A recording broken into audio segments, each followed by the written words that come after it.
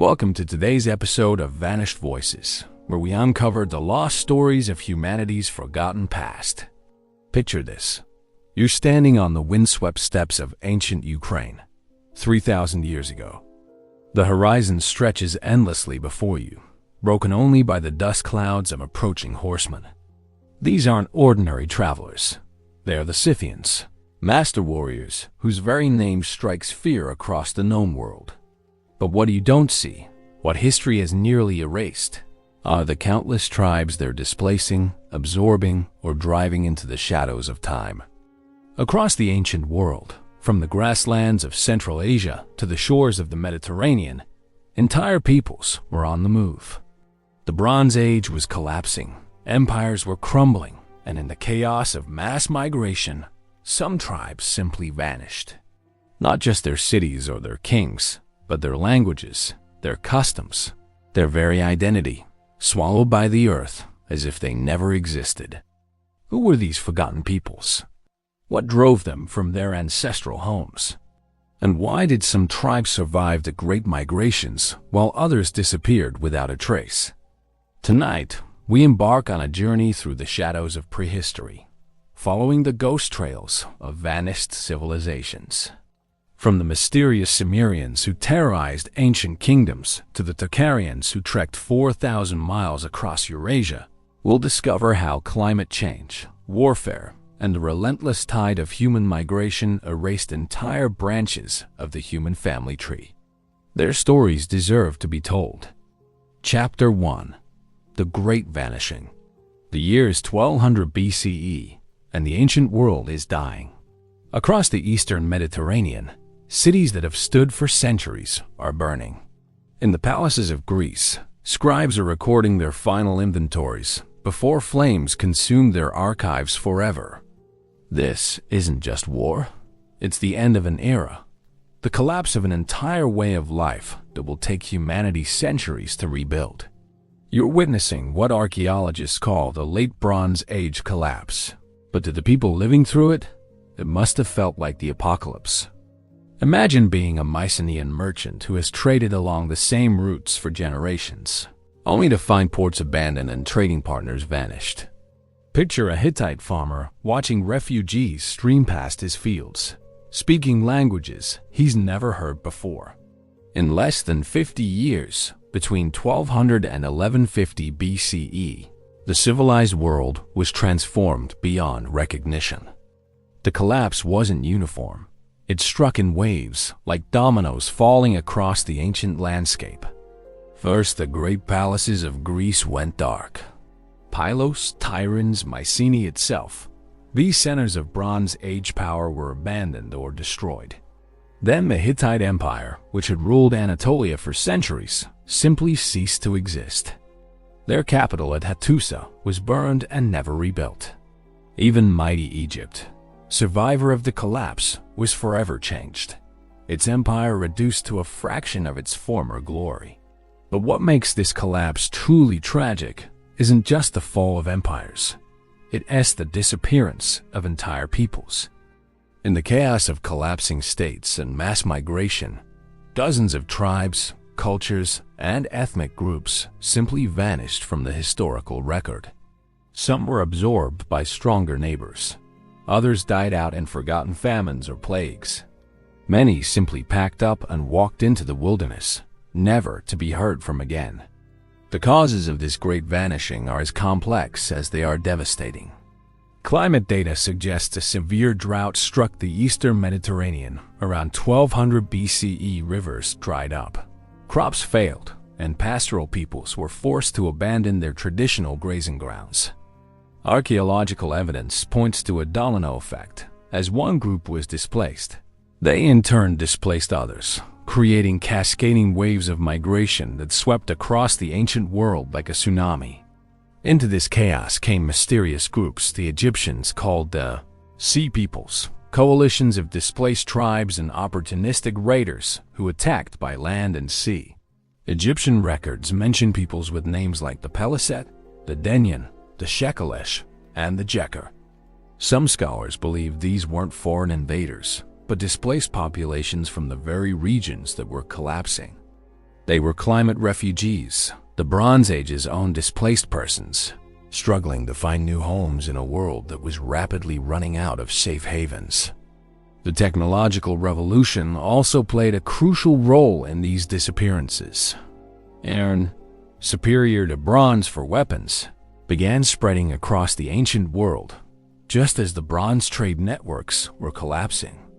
Peoples who couldn't adapt to the new technology, who couldn't secure sources of iron ore or learn iron working techniques, found themselves at a fatal disadvantage. Military innovation, like the massed infantry tactics that replaced chariot warfare, rendered entire warrior castes obsolete overnight. What we're left with is a historical mystery on an epic scale. Linear B, the script of Mycenaean Greece, vanished with barely a trace. The Hittite cuneiform archives went silent. Entire artistic traditions, architectural techniques, and religious practices disappeared. It would be 3 centuries before the Greek alphabet emerged, 4 centuries before Homer composed the Iliad, and even longer before the Eastern Mediterranean regained its former complexity. The human cost of this collapse is impossible to calculate. How many languages died out forever? How many oral traditions, encompassing thousands of years of accumulated wisdom, were lost when the last speakers perished? How many technological innovations, artistic techniques, and agricultural practices disappeared with the peoples who created them? These weren't just political upheavals. They were extinctions, the end of entire branches of human cultural evolution. Some groups we know disappeared because they're mentioned briefly in Egyptian or Assyrian records before vanishing forever. Others we can only detect archaeologically, through changes in pottery styles, burial practices, or settlement patterns that suggest one population replaced another. Still others exist only as ghost words in later languages, loanwords that hint at contact with peoples whose names we'll never know. This is the context in which we must understand the forgotten tribes of the ancient world. The late Bronze Age collapse didn't create the phenomenon of disappearing peoples, but it accelerated it dramatically. It set in motion migrations and cultural transformations that would reshape the human landscape for centuries to come. And it reminds us that even in our own stable, connected world, entire ways of life can vanish with shocking suddenness. The collapse eventually ended, of course. New kingdoms rose from the ashes of the old. The Phoenicians emerged to dominate Mediterranean trade. The Assyrians built a new empire.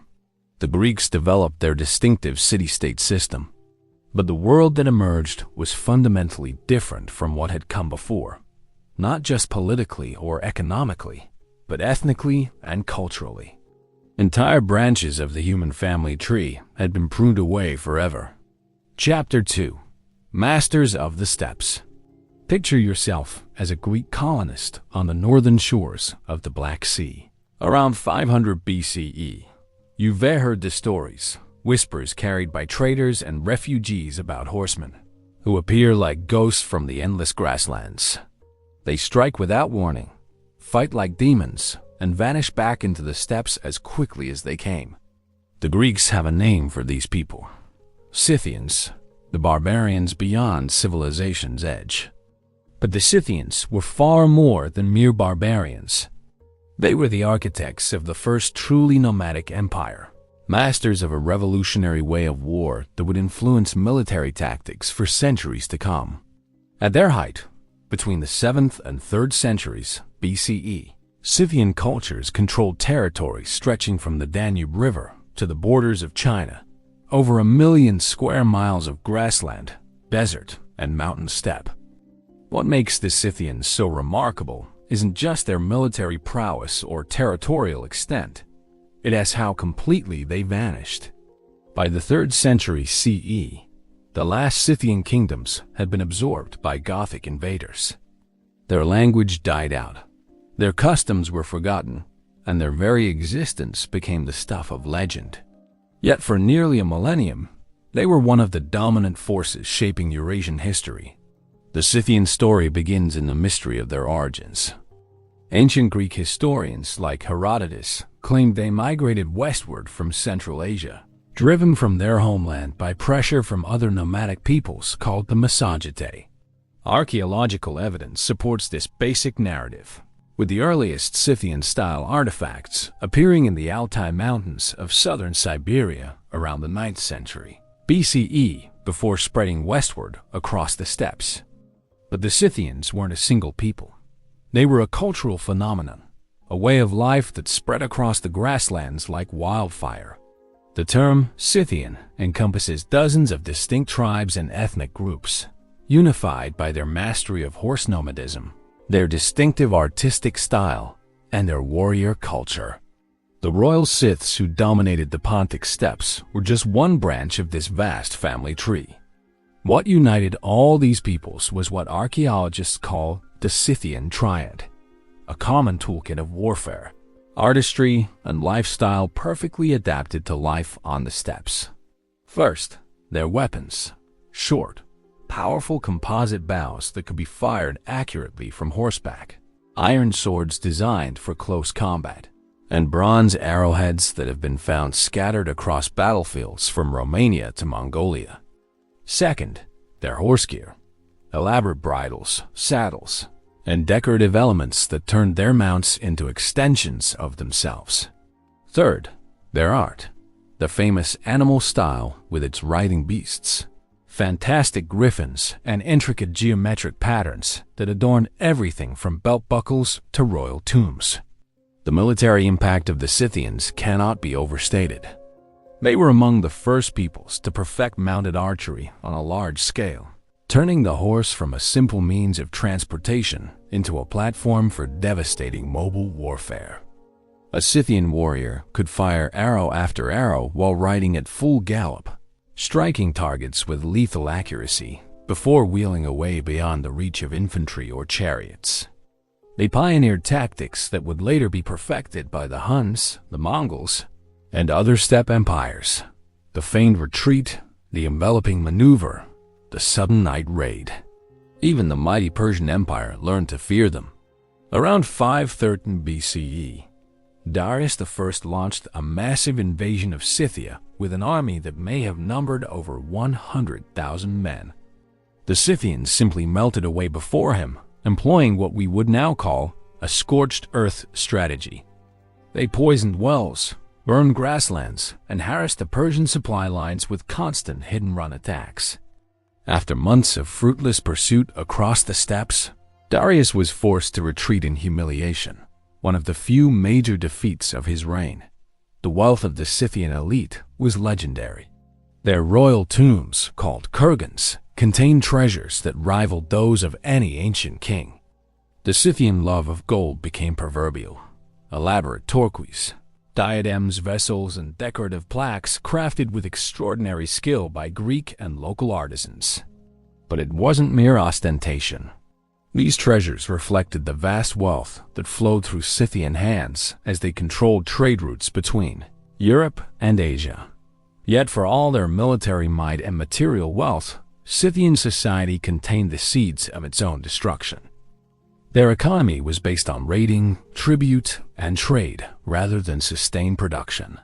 They were dependent on their sedentary neighbors for grain, manufactured goods, and luxury items.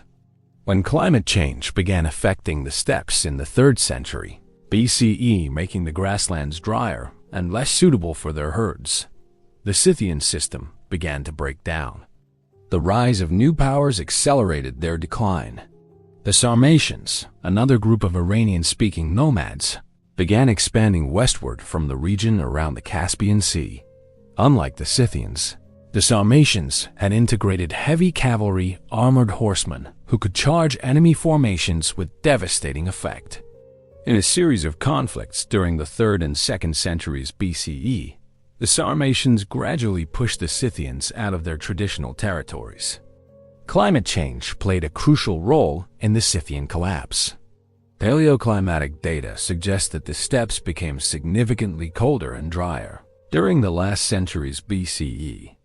The carrying capacity of the grasslands declined, making it impossible to support the large horse herds that were the foundation of Scythian power.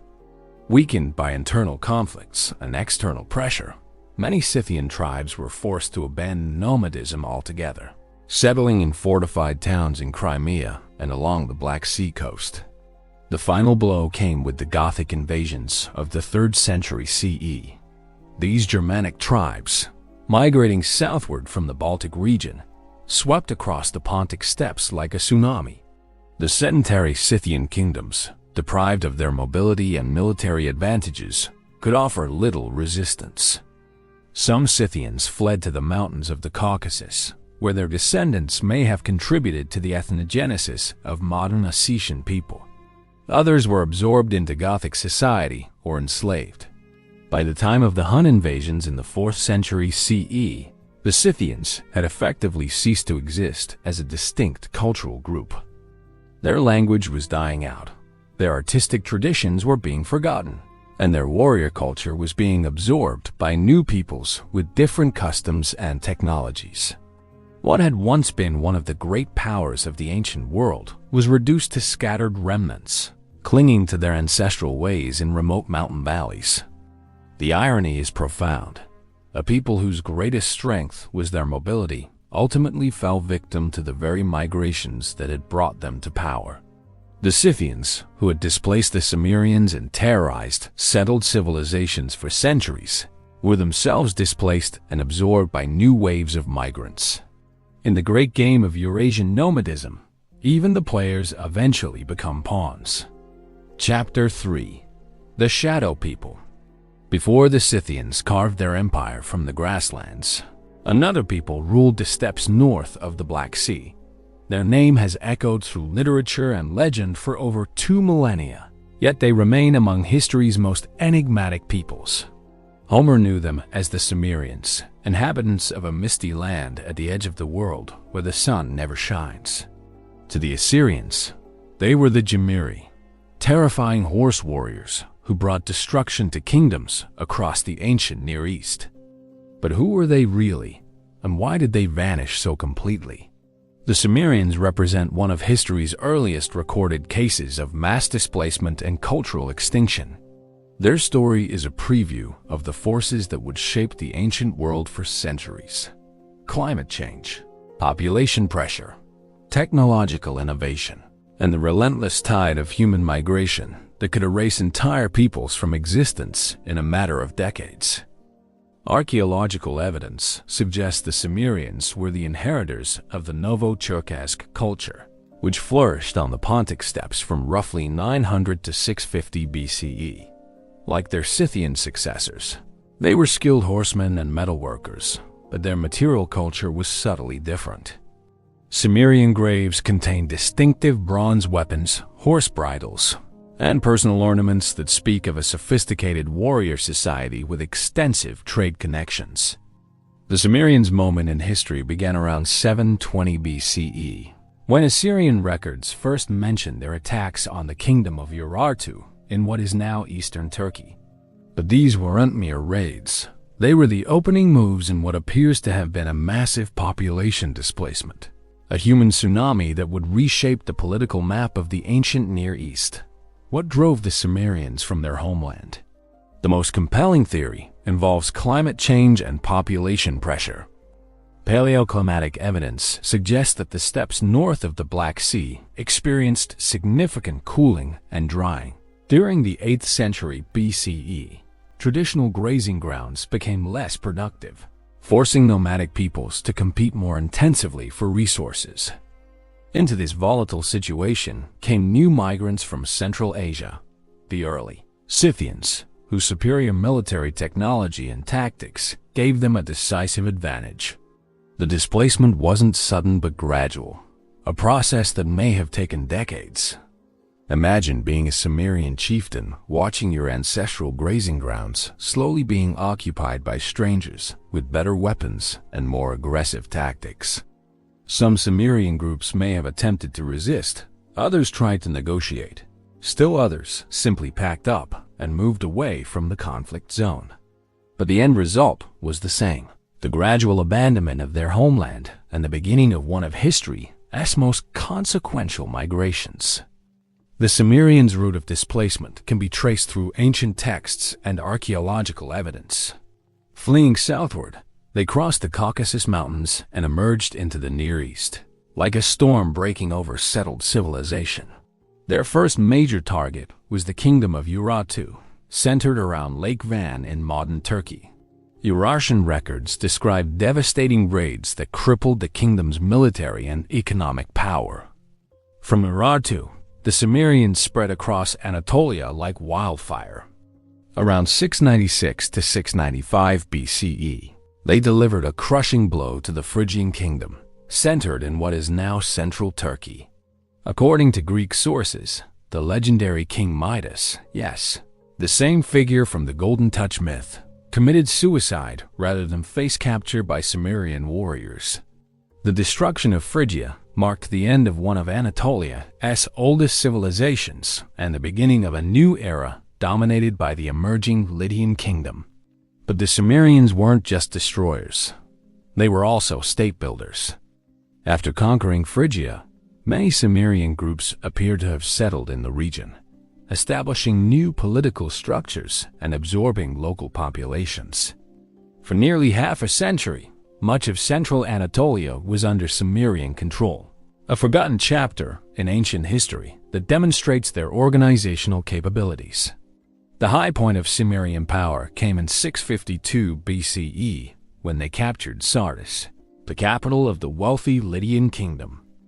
The attack was a masterpiece of nomadic warfare, a lightning strike that bypassed Lydian fortifications and struck directly at the heart of enemy power.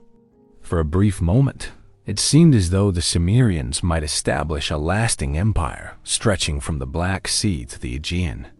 But their success contained the seeds of their destruction.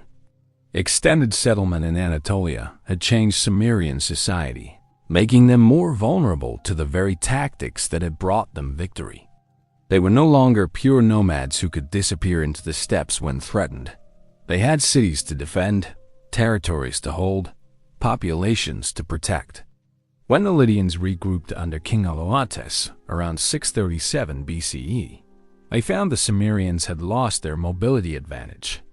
The decisive battle came around 626 BCE, when Aloates inflicted a crushing defeat on the main Cimmerian army. Ancient sources are frustratingly vague about the details, but the result was clear. Cimmerian power in Anatolia collapsed almost overnight. Some groups fled eastward into Cappadocia, where place names like Gamer preserve their memory. Others may have attempted to return to their ancestral steppes, only to find them now firmly controlled by Scythian tribes. The final chapters of Cimmerian history are written in absence rather than presence. After 600 BCE, they simply disappear from ancient records. No more Assyrian texts mention their raids. No more Greek sources describe their kingdoms. Archaeological sites that show Cimmerian cultural influences are abandoned or show signs of violent destruction. It's as if an entire people simply evaporated from history. What happened to them? The most likely explanation is a combination of military defeat, cultural assimilation, and demographic collapse. Those Cimmerians who survived the Lydian conquest were probably absorbed into local populations, their distinctive culture gradually disappearing through intermarriage and acculturation. Others may have been enslaved or killed in the violent struggles that marked the end of their independence. Some may have escaped back to the steppes, only to find their former homeland now occupied by Scythian tribes who had no interest in sharing their territory. Cut off from their cultural roots and unable to maintain their traditional way of life, these remnant populations would have faced a stark choice: adapt to new circumstances or face extinction. Most chose adaptation, gradually losing their Cimmerian identity in the process of survival. The Cimmerians' genetic and cultural legacy may survive in unexpected places. Some historians suggest that Cimmerian refugees contributed to the ethnogenesis of various Caucasian peoples. Others point to possible Cimmerian influences in the development of early Germanic or Celtic cultures. But these connections remain speculative. tantalizing hints at vanished connections rather than proven historical facts.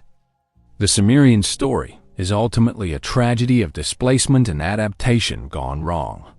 Unlike some ancient peoples who managed to preserve their identity despite political upheavals or territorial losses, the Sumerians found themselves caught between the anvil of climate change and the hammer of military pressure. Their traditional lifestyle became impossible to maintain, but they were unable to successfully adapt to new circumstances quickly enough to survive as a distinct cultural group. Their disappearance also illustrates the fragility of nomadic societies in the face of sustained pressure. Despite their military advantages and cultural sophistication, the Sumerians lacked the institutional resilience of settled civilizations. They had no cities to fall back on, no written traditions to preserve their culture, no administrative systems to maintain cohesion during times of crisis. When their military power was broken, nothing remained to hold their society together. Chapter 4. The Tocharian Trek. In the archives of a German expedition to Chinese Turkestan, dusty manuscripts written in an unknown script lay waiting for over a century. When scholars finally deciphered them in the early 1900s, they revealed one of the most extraordinary migration stories in human history. The texts were written in Tocharian, a language that belonged to the Indo-European family but was spoken thousands of miles from its nearest relatives. To find another Indo-European language, you'd have to travel westward across the entire breadth of Asia, a journey of over 4,000 miles. The Tocharians had accomplished what might be the longest sustained migration in human history, a trek that began in the grasslands of Ukraine around 3500 BCE and ended in the oasis cities of the Tarim Basin in what is now western China. Their journey spanned continents and millennia, a slow-motion odyssey that took them through Siberian forests, across Central Asian steppes, and finally into the heart of Asia's most forbidding desert. Yet despite this epic achievement, the Tocharians shared the fate of so many ancient peoples, complete cultural extinction. By 1000 CE, their language was dead, their cities were abandoned, and their very existence was forgotten. Only the accidental preservation of manuscripts in the dry climate of the Taklamakan Desert allows us to reconstruct their story. The Tocharian migration began in the Chalcolithic period, when speakers of early Proto-Indo-European began dispersing from their homeland in the Pontic-Caspian steppes. While most Indo-European groups moved westward into Europe or southward into Iran and India, one branch took the road less traveled, eastward across the vast expanse of northern Asia. Archaeological evidence suggests these early Tocharians were associated with the Afanasevo culture of southern Siberia, dated to around 3,300 to 2,500 BCE. Why did they choose this difficult path? Climate change may have played a role. The Afanasevo period coincided with a warm, wet phase in Central Asian climate that made the typically arid regions more hospitable to pastoralists. What is now desert and semi-desert may have been grassland suitable for cattle and sheep herding. The eastward migration might have been following expanding zones of suitable grazing land. The journey wasn't accomplished in a single generation or even a single millennium. Like a slow-motion wave, Tocharian-speaking peoples gradually spread eastward across Siberia and Central Asia, adapting to new environments and incorporating new technologies along the way. In the Minushinsk Basin of southern Siberia, they developed sophisticated bronze-working techniques. In Mongolia, they learned to domesticate and ride horses. Each stage of their migration left archaeological traces that scholars are only now beginning to piece together. Around 2000 BCE, the Proto-Tocharians reached the Tarim Basin, one of the most isolated and challenging environments on Earth. The Tarim Basin is a massive depression surrounded by some of the world's highest mountains, the Himalayas to the south, the Tian Shan to the north, the Pamirs to the west. At its heart lies the Taklamakan Desert, whose name supposedly means, "Go in and you won't come out." Yet somehow, These wanderers from the distant west made this forbidding landscape their home.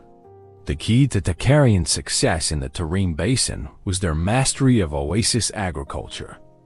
Using irrigation techniques probably borrowed from earlier inhabitants or learned from contact with the Bactria Margiana archaeological complex to the west, they transformed scattered water sources into thriving agricultural communities.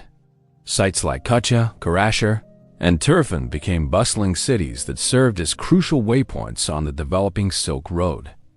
Tocharian society in the Tarim Basin was remarkably cosmopolitan. Their cities housed not only Tocharian speakers, but also Iranian-speaking Saka peoples, Chinese administrators, Buddhist monks from India, and merchants from across the known world. Tocharian texts reveal a complex multilingual society where people regularly switched between languages, depending on context: Tocharian for daily life, Sanskrit for Buddhist ritual, Chinese for official business, and various Iranian languages for trade. The Tocharians' physical appearance has fascinated researchers since the first European expeditions to the Tarim Basin. Many of the mummies found in Tocharian cemeteries show distinctly European features: blonde hair, blue eyes, fair skin, that seem wildly out of place in Central Asia. These Tarim mummies provide striking visual evidence of the Tocharians' Western origins, genetic links that persisted across thousands of years and thousands of miles. But the Tocharians weren't preserved in genetic isolation. DNA analysis reveals that by the historical period, Tocharian populations had become thoroughly mixed with East Asian peoples, particularly the ancestors of modern Uyghurs. This genetic mixing reflects the reality of life in the Tarim Basin, where survival depended on cooperation and intermarriage between different ethnic groups. Tocharian culture was equally syncretic. Their art shows influences from Greco-Roman, Persian, Indian, and Chinese traditions. Their religion was primarily Buddhist, but incorporated elements from Zoroastrianism, Manichaeism, and even Nestorian Christianity. Their political structures combined nomadic traditions of leadership with sedentary institutions of urban governance. They were cultural innovators, creating new forms of expression from the fusion of diverse traditions. The high point of Tocharian civilization came during the Tang dynasty, 618 to 907 CE, when the Silk Road reached its greatest prosperity. Tocharian cities like Kucha became major cultural centers, home to renowned Buddhist scholars, skilled artisans, and wealthy merchants. The Gazil Caves near Kucha contain some of the finest Buddhist art in Central Asia, much of it created by Tocharian artists working in an international style that synthesized influences from across the known world. But this golden age contained the seeds of the Tocharians' destruction. Their prosperity depended entirely on their position along the Silk Road, and when trade routes shifted or political conditions changed, their economy collapsed with devastating suddenness. The Inlushan Rebellion 755-763 CE disrupted Chinese control of Central Asia, while the rise of Tibetan power in the south and Turkic kingdoms in the north squeezed Tocharian territories from multiple directions. The final blow came with the expansion of Turkic-speaking peoples, particularly the Uyghurs, into the Tarim Basin during the 8th–9th centuries CE. Unlike previous conquerors who had been content to rule over existing populations, the Turkic peoples brought their own language, culture, and Islamic religion. They systematically displaced Tocharian elites, converted Buddhist monasteries into mosques, and gradually made Turkic languages the dominant means of communication in the region. The process of Tocharian extinction was gradual but inexorable. First, Tocharian languages stopped being used for official business. Then they disappeared from religious contexts as Buddhism gave way to Islam. Finally, they ceased to be spoken in the home as intermarriage and social pressure encouraged families to adopt Turkic languages. By 1000 CE, The last native speakers of Tocharian were probably elderly individuals clinging to childhood memories in a world that no longer had use for their ancestral tongue. The abandonment of Tocharian cities accelerated their cultural disappearance. As trade routes shifted and water sources dried up due to climate change, many oasis settlements were simply abandoned. The desert gradually reclaimed these sites, preserving them for future archaeologists, but ending their role as living cultural centers. When Marco Polo passed through the region in the 13th century, he found only ruins where great Tocharian cities had once flourished. What makes the Tocharian disappearance particularly poignant is how completely they were forgotten. Unlike the Scythians or Cimmerians, who left traces in the historical records of neighboring civilizations, the Tocharians simply vanished from human memory. Their manuscripts were buried in ruined buildings, their art was abandoned to the desert, and their very existence became unknown to the wider world. The rediscovery of Tocharian civilization is one of archaeology's greatest detective stories. German expeditions in the early 1900s found manuscripts in unknown scripts scattered across ruined cities in the Taklamakan Desert. It took decades of patient scholarly work to decipher these texts and realize that they represented a completely unknown branch of the Indo-European language family. Even today, most of what we know about Tocharian history and culture comes from these manuscript finds rather than from continuous historical traditions. The Tocharian story serves as a sobering reminder of how completely human cultures can disappear. Despite accomplishing one of history's most remarkable migrations, establishing thriving civilizations, and contributing to some of the world's great artistic traditions, the Tocharians left barely a trace in human memory. Their extinction wasn't caused by sudden catastrophe, but by the gradual pressure of demographic, economic, and cultural changes that made their way of life unsustainable. Chapter 5: Sea Peoples and the Mediterranean Apocalypse. The year is 1175 BCE, and Pharaoh Rameses III stands on the walls of his palace at Medinet Habu, watching smoke rise from burning ships in the Nile Delta. The greatest naval battle in ancient history has just ended, and Egypt, last bastion of Bronze Age civilization, has barely survived. The enemy fleet retreating toward the Mediterranean represents something unprecedented in ancient warfare. Not a single nation or tribe, but a confederation of displaced peoples the Egyptians call the Sea Peoples, a multi-ethnic alliance of refugees, raiders, and warriors whose very existence signals the end of the ancient world. The Sea Peoples weren't conquerors in the traditional sense. They were something far more dangerous. Entire populations on the move, carrying their families, their possessions, and their desperation across the Mediterranean in search of new homes. Egyptian reliefs show not just warriors, but women and children, ox carts loaded with household goods, and fleets of ships filled with everything needed to start new lives. This wasn't military expansion. It was mass migration on a scale that hadn't been seen before and wouldn't be seen again until the fall of Rome. Who were these mysterious peoples? Egyptian records name them: the Peliset, the Denyen, the Shekelesh, the Weshesh, the Teresh, and others whose names have echoed through history in strange and distorted forms. Some scholars believe the Peliset became the biblical Philistines. Others suggest the Denyen were the Danuna mentioned in Ugaritic texts, or that the Shekelesh were ancestors of the Sicels of Sicily.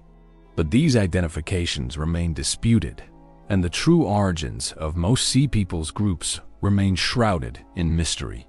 What we do know is where they came from, at least in general terms. The Sea Peoples originated in the Aegean and Anatolian regions that were experiencing the worst effects of the Bronze Age collapse. Archaeological evidence suggests they were refugees from the very civilizations that were disintegrating, Mycenaeans fleeing their burning palaces, Anatolian peoples displaced by the fall of the Hittite Empire island populations whose economies had collapsed with the breakdown of Mediterranean trade networks. The scale of their migration was staggering. Conservative estimates suggest tens of thousands of people were involved, but some scholars argue for much larger numbers, possibly hundreds of thousands displaced persons seeking new homes across the Mediterranean. This wasn't a single movement, but a series of waves spanning several decades, each triggered by new catastrophes in the collapsing Bronze Age world. Their initial movements can be traced through destruction layers at archaeological sites across the eastern Mediterranean. Cyprus was hit first, with major cities like Ancona and Kishon showing evidence of violent destruction around 1200 BC. From Cyprus, the Sea People spread along the Levanten coast, attacking and sometimes destroying cities from Ugarit in the north to Gaza in the south. The great trading city of Ugarit, one of the Bronze Age's most cosmopolitan centers, was burned and abandoned so quickly that tablets were left half-finished on scribes' desks. But the Sea Peoples weren't merely destructive. Archaeological evidence suggests that after the initial wave of attacks, many groups settled in the regions they had conquered. New pottery styles, burial customs, and architectural techniques appear in the archaeological record, suggesting the integration of Sea Peoples' populations with surviving local inhabitants. This wasn't genocide but demographic replacement, the gradual transformation of entire regions' ethnic and cultural composition. The most detailed records of Sea Peoples' activities come from Egypt, which alone among the great Bronze Age powers managed to survive their onslaught. Pharaoh Merneptah faced the first major Sea Peoples assault around 1208 BCE, when a coalition including the Libyans and various Sea Peoples groups invaded the Nile Delta. Egyptian records describe a massive battle in which 6,000 enemy warriors were killed and 9,000 taken prisoner, numbers that suggest this was no mere raid but a full-scale invasion. The climactic confrontation came under Ramesses III around 1175 BCE.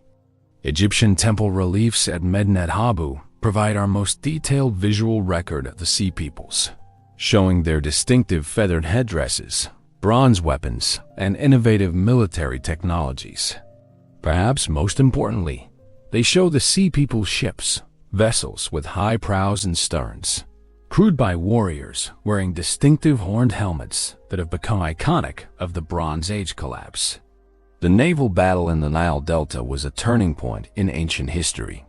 Ramesses III had prepared carefully, fortifying the mouths of the Nile and assembling a fleet of Egyptian warships. When the Sea Peoples arrived, they found themselves trapped in the Delta's narrow waterways, unable to maneuver effectively against Egyptian forces who knew the local geography intimately. The battle was a slaughter, with Egyptian archers raining arrows down on packed enemy ships, while Egyptian marines boarded and captured vessel after vessel. But even in victory, Egypt was transformed. The effort of defending against the Sea Peoples had exhausted the kingdom's resources and manpower. Many Sea Peoples prisoners were settled in Egypt as mercenaries or laborers, fundamentally altering the country's ethnic composition. The international trade networks that had sustained Egyptian prosperity were permanently disrupted. Though Egypt survived, it emerged from the crisis as a much diminished power, its imperial age definitively over. The fate of the defeated Sea Peoples is one of history's great mysteries. Some groups, like the Peliset, established new kingdoms in the territories they had conquered. In this case, what became the Philistine cities of Gaza, Ashkelon, and Ekron. Others seem to have dispersed across the Mediterranean, their descendants perhaps contributing to the ethnogenesis of various Iron Age peoples. But many simply vanished from the historical record as completely as if the sea had swallowed them. The Denyen provide a particularly intriguing case study. Known from both Egyptian records and Ugaritic texts, they seem to have been a significant Sea Peoples group with possible connections to the Mycenaean world. Some scholars have suggested they were related to the legendary Danaans, mentioned in Homer's Iliad. Yet after their defeat by Ramesses III, they simply disappear. No later texts mention them, no archaeological sites can be definitively attributed to them, and no modern populations claim descent from them. The Shekelesh present another puzzle.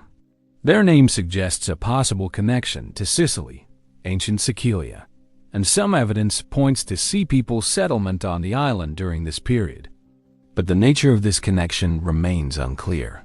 Were the Shekelesh originally from Sicily, or did they settle there after being displaced from elsewhere? Did they give the island its name, or were they named after it? The answers have been lost along with the people themselves. Even the groups that apparently survived, like the Pelased, Philistines, eventually faced cultural extinction. The Philistine cities flourished for several centuries, developing a distinctive culture that blended Sea People's traditions with local Levantan and Egyptian influences. Their pottery, architecture, and religious practices show clear Aegean connections, supporting theories about their Sea People's origins. Yet by the 6th century BCE, they had been absorbed into the broader Levantine cultural complex, their distinctive identity lost through intermarriage and acculturation.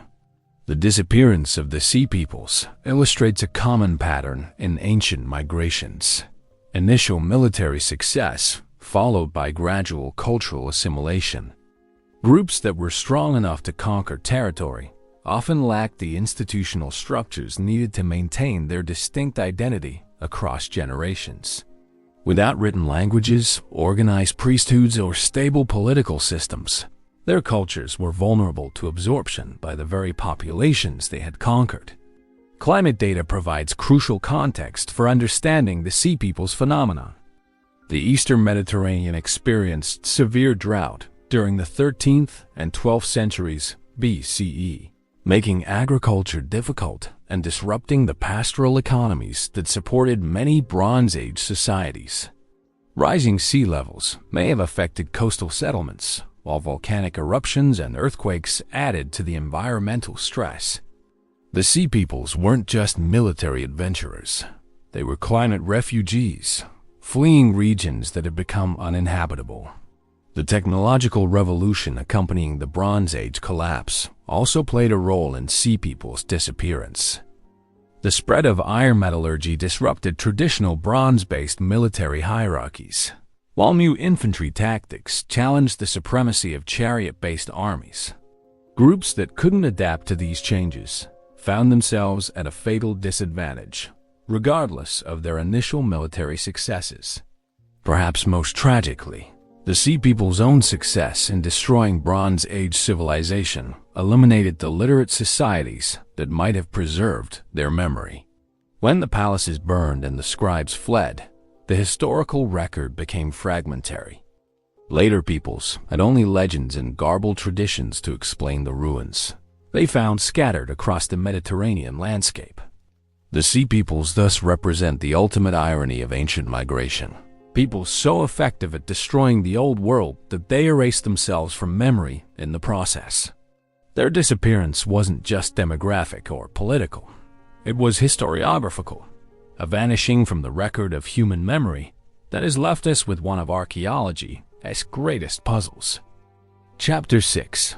Vanished Voices. In the annals of human vanishing acts, few stories capture the imagination quite like that of the 10 lost tribes of Israel. In 722 BCE, the Assyrian war machine rolled across the northern kingdom of Israel like a tsunami of bronze and iron. When the dust settled, an entire nation had been erased from the map, not just politically, but demographically. The Assyrians had perfected the art of cultural genocide, and their method was chillingly effective. Mass deportation on a scale that wouldn't be seen again until the 20th century. The Kingdom of Israel hadn't been prepared for what was coming. For 2 centuries, it had been one of the major powers in the Levant, controlling crucial trade routes between Egypt and Mesopotamia. Its capital, Samaria, was a gleaming city with impressive fortifications, grand palaces, and a cosmopolitan population that included merchants, craftsmen, and diplomats from across the known world. The 10 tribes that gave the kingdom its identity, Asher, Dan, Ephraim, Gad, Issachar, Manasseh, Naphtali, Reuben, Simeon, and Zebulun, had developed distinct regional cultures while maintaining their common Israelite heritage. But prosperity had made them complacent. When Sargon II's armies appeared on the horizon, the Israelites discovered that their Egyptian allies were unwilling to risk confrontation with Assyria. Their fortified cities couldn't withstand siege warfare perfected over centuries of conquest, and their tribal militias were no match for professional soldiers equipped with iron weapons and supported by sophisticated logistics. The siege of Samaria lasted 3 years, a testament to both Israelite determination and Assyrian patience. Ancient texts describe a city slowly starving, its population reduced to eating leather and worse. When the walls were finally breached in 722 BCE, the victors found a population already broken by famine and despair. What happened next was standard Assyrian procedure, but its thoroughness was unprecedented even by their brutal standards. The Assyrians didn't simply conquer, they erased. Their records boast of deporting 27,290 Israelites to remote regions of their empire. But this number almost certainly represents only the nobility, skilled craftsmen, and potential troublemakers. Archaeological evidence suggests the total displacement was far larger, possibly encompassing most of the kingdom's population. Entire cities were emptied. Their inhabitants marched eastward in chains toward destinations thousands of miles from their homeland. The deportation wasn't random, but carefully planned to prevent any possibility of return or resistance. Different tribal groups were separated and settled in different regions of the vast Assyrian Empire. Some went to the cities of the Medes in what is now Iran. Others were settled in Mesopotamia, along the Habur River. Still others disappeared into the mountains of Eastern Anatolia or the steppes of Central Asia.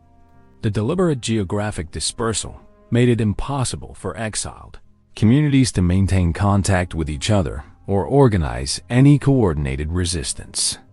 But deportation was only half the Assyrian system.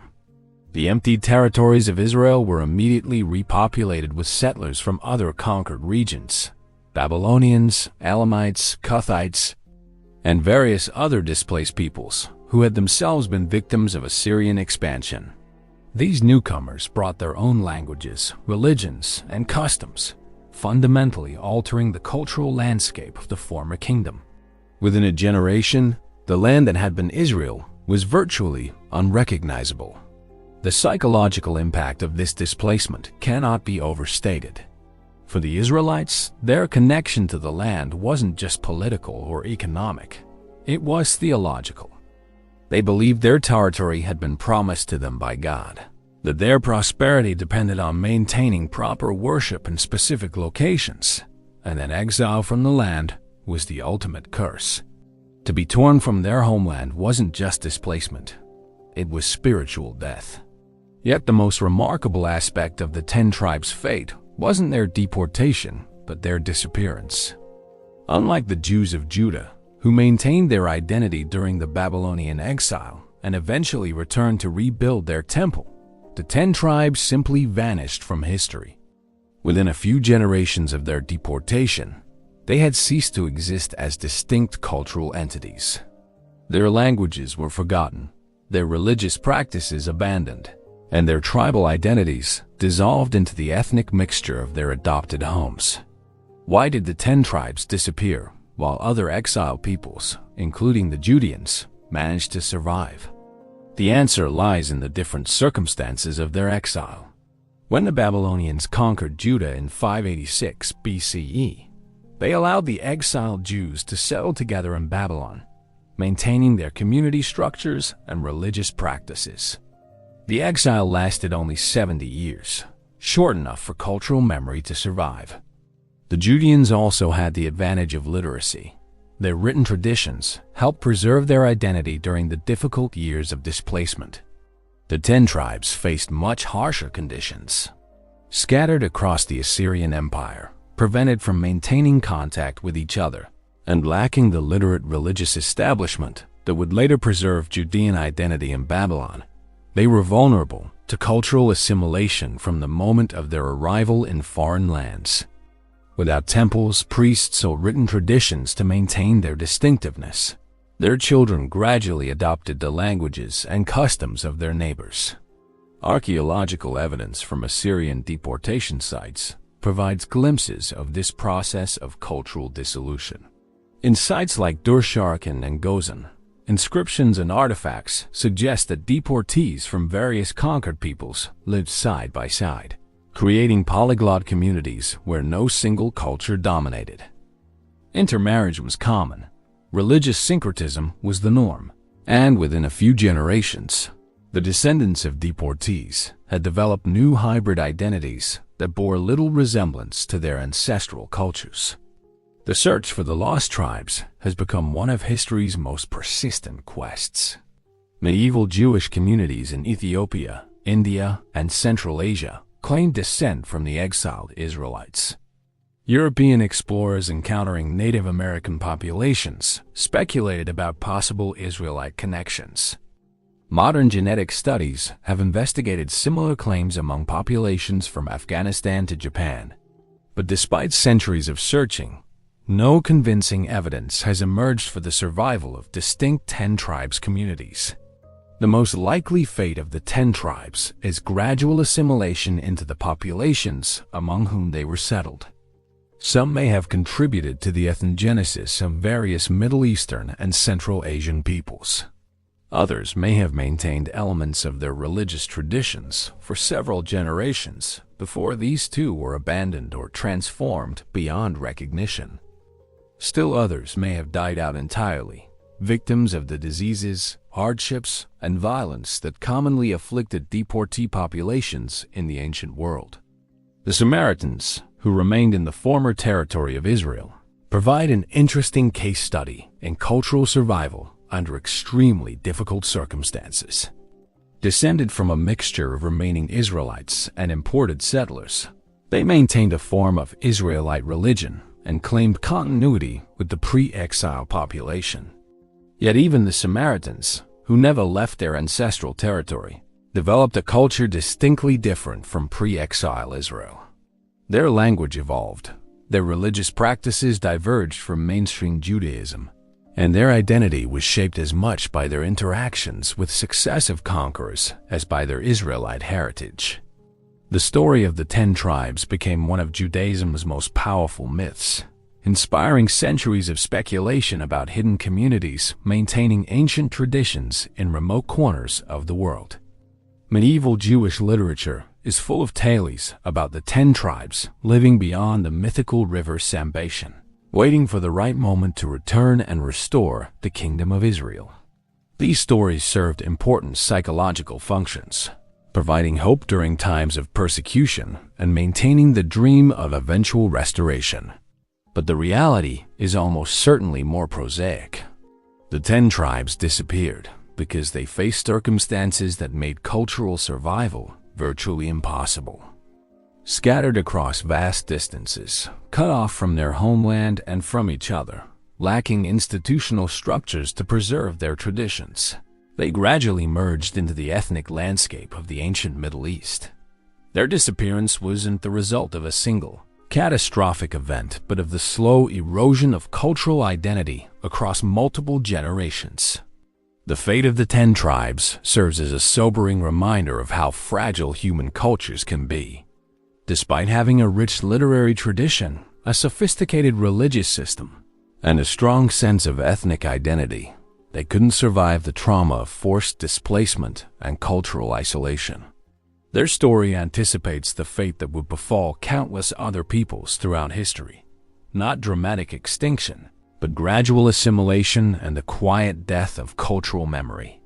In the end, the 10 tribes' greatest tragedy may not be their physical disappearance, but their transformation into myth. By becoming the subject of legends and speculation, their historical reality has been obscured.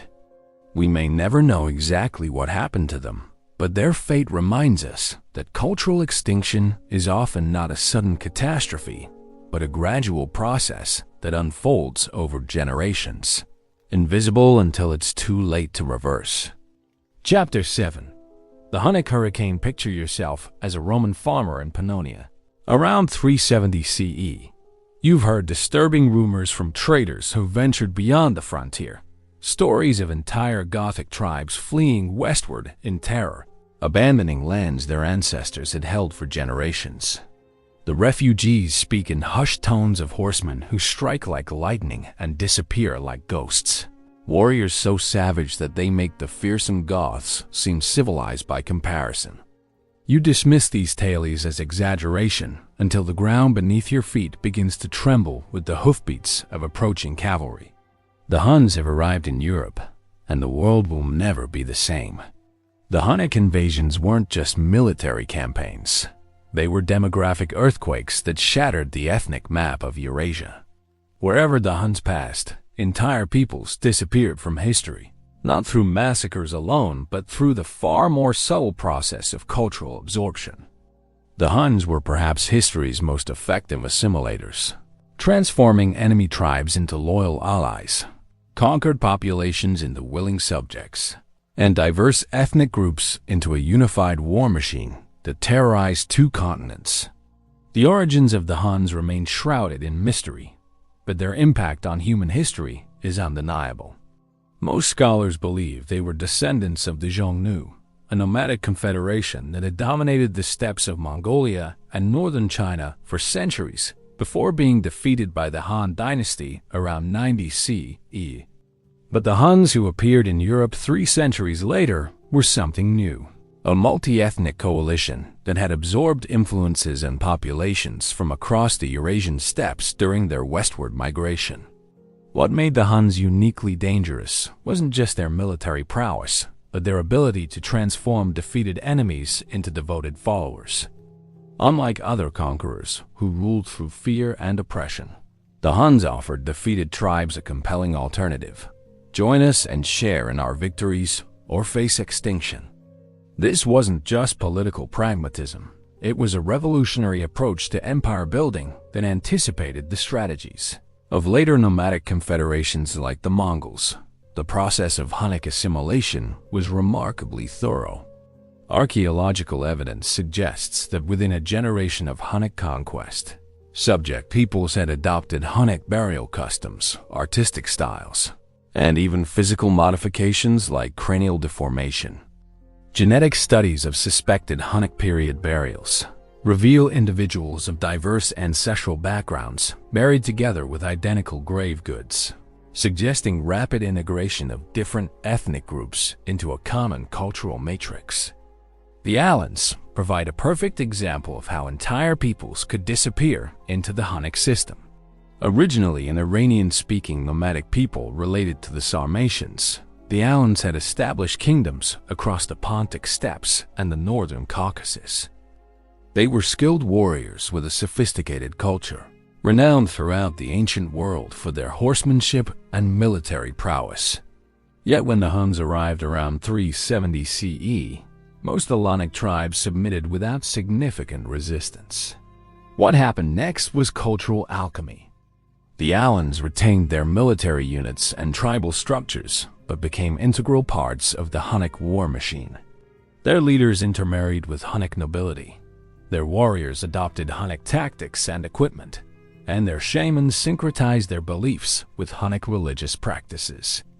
Within 2 generations, most Alans had become culturally indistinguishable from their conquerors.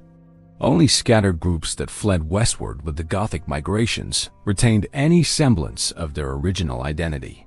The Ostrogoths experienced a similar fate. When Hunnic forces crossed the Dniester River around 375 CE, they encountered the kingdom of Ermanaric, one of the most powerful Gothic rulers of his era.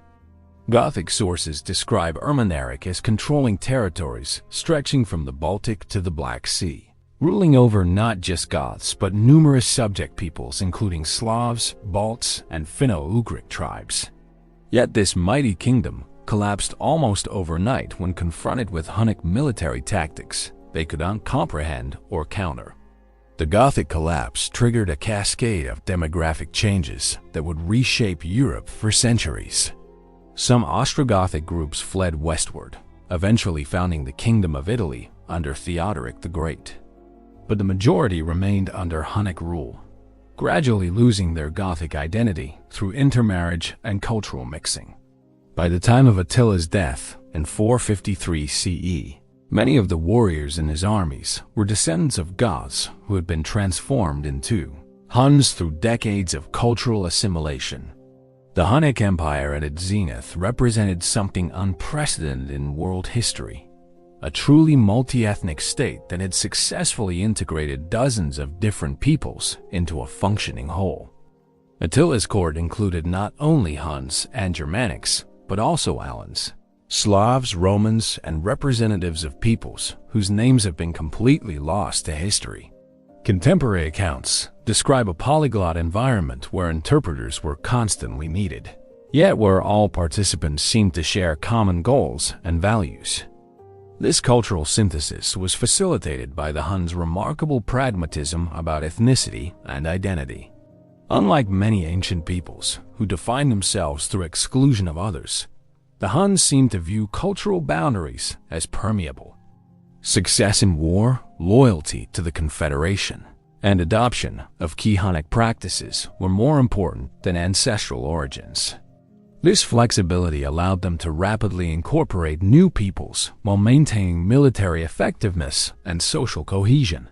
The Hunnic system of cultural assimilation was so effective that it makes studying the period's ethnography extremely difficult.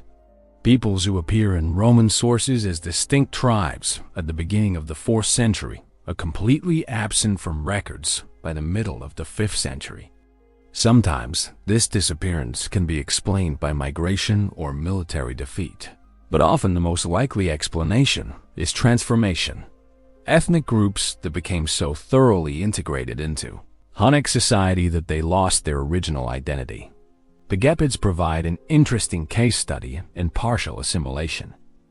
Originally a Gothic tribe closely related to the Ostrogoths, they submitted to Hunnic rule but managed to maintain greater autonomy than most subject peoples. Under Hunnic overlordship, they established themselves in parts of Transylvania and developed a hybrid culture that combined Gothic traditions with Hunnic innovations. When the Hunnic Empire collapsed after Attila's death, the Gepids were able to reassert their independence and eventually founded their own kingdom. Yet even the surviving Gepids had been fundamentally changed by their Hunnic experience. The collapse of Hunnic power after 453 CE triggered one of history's most dramatic reversals of fortune. The coalition that had terrorized Europe for nearly a century disintegrated almost overnight, not through external defeat but through internal conflict over succession.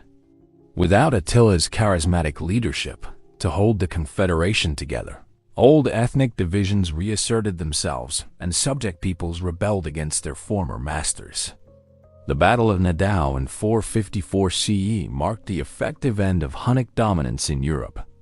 A coalition of Germanic tribes, led by the Gepids and including many peoples who had previously served in Hunnic armies, inflicted a devastating defeat on Attila's sons and their remaining followers. But the victor's revenge was as thorough as Hunnic conquest had been. Contemporary sources describe systematic slaughter of Hunnic families, destruction of Hunnic burial grounds, and deliberate attempts to erase all traces of Hunnic culture from the landscape. The fate of the Huns after Nidau remains one of history's great mysteries. Some groups fled eastward toward their ancestral steppes, where they may have contributed to the formation of later nomadic confederations. Others were absorbed into the very Germanic tribes they had once ruled, their identity disappearing into the ethnic mixture of post-Roman Europe. Still others may have migrated southward into the Balkans, where they gradually assimilated into Slavic or Byzantine populations.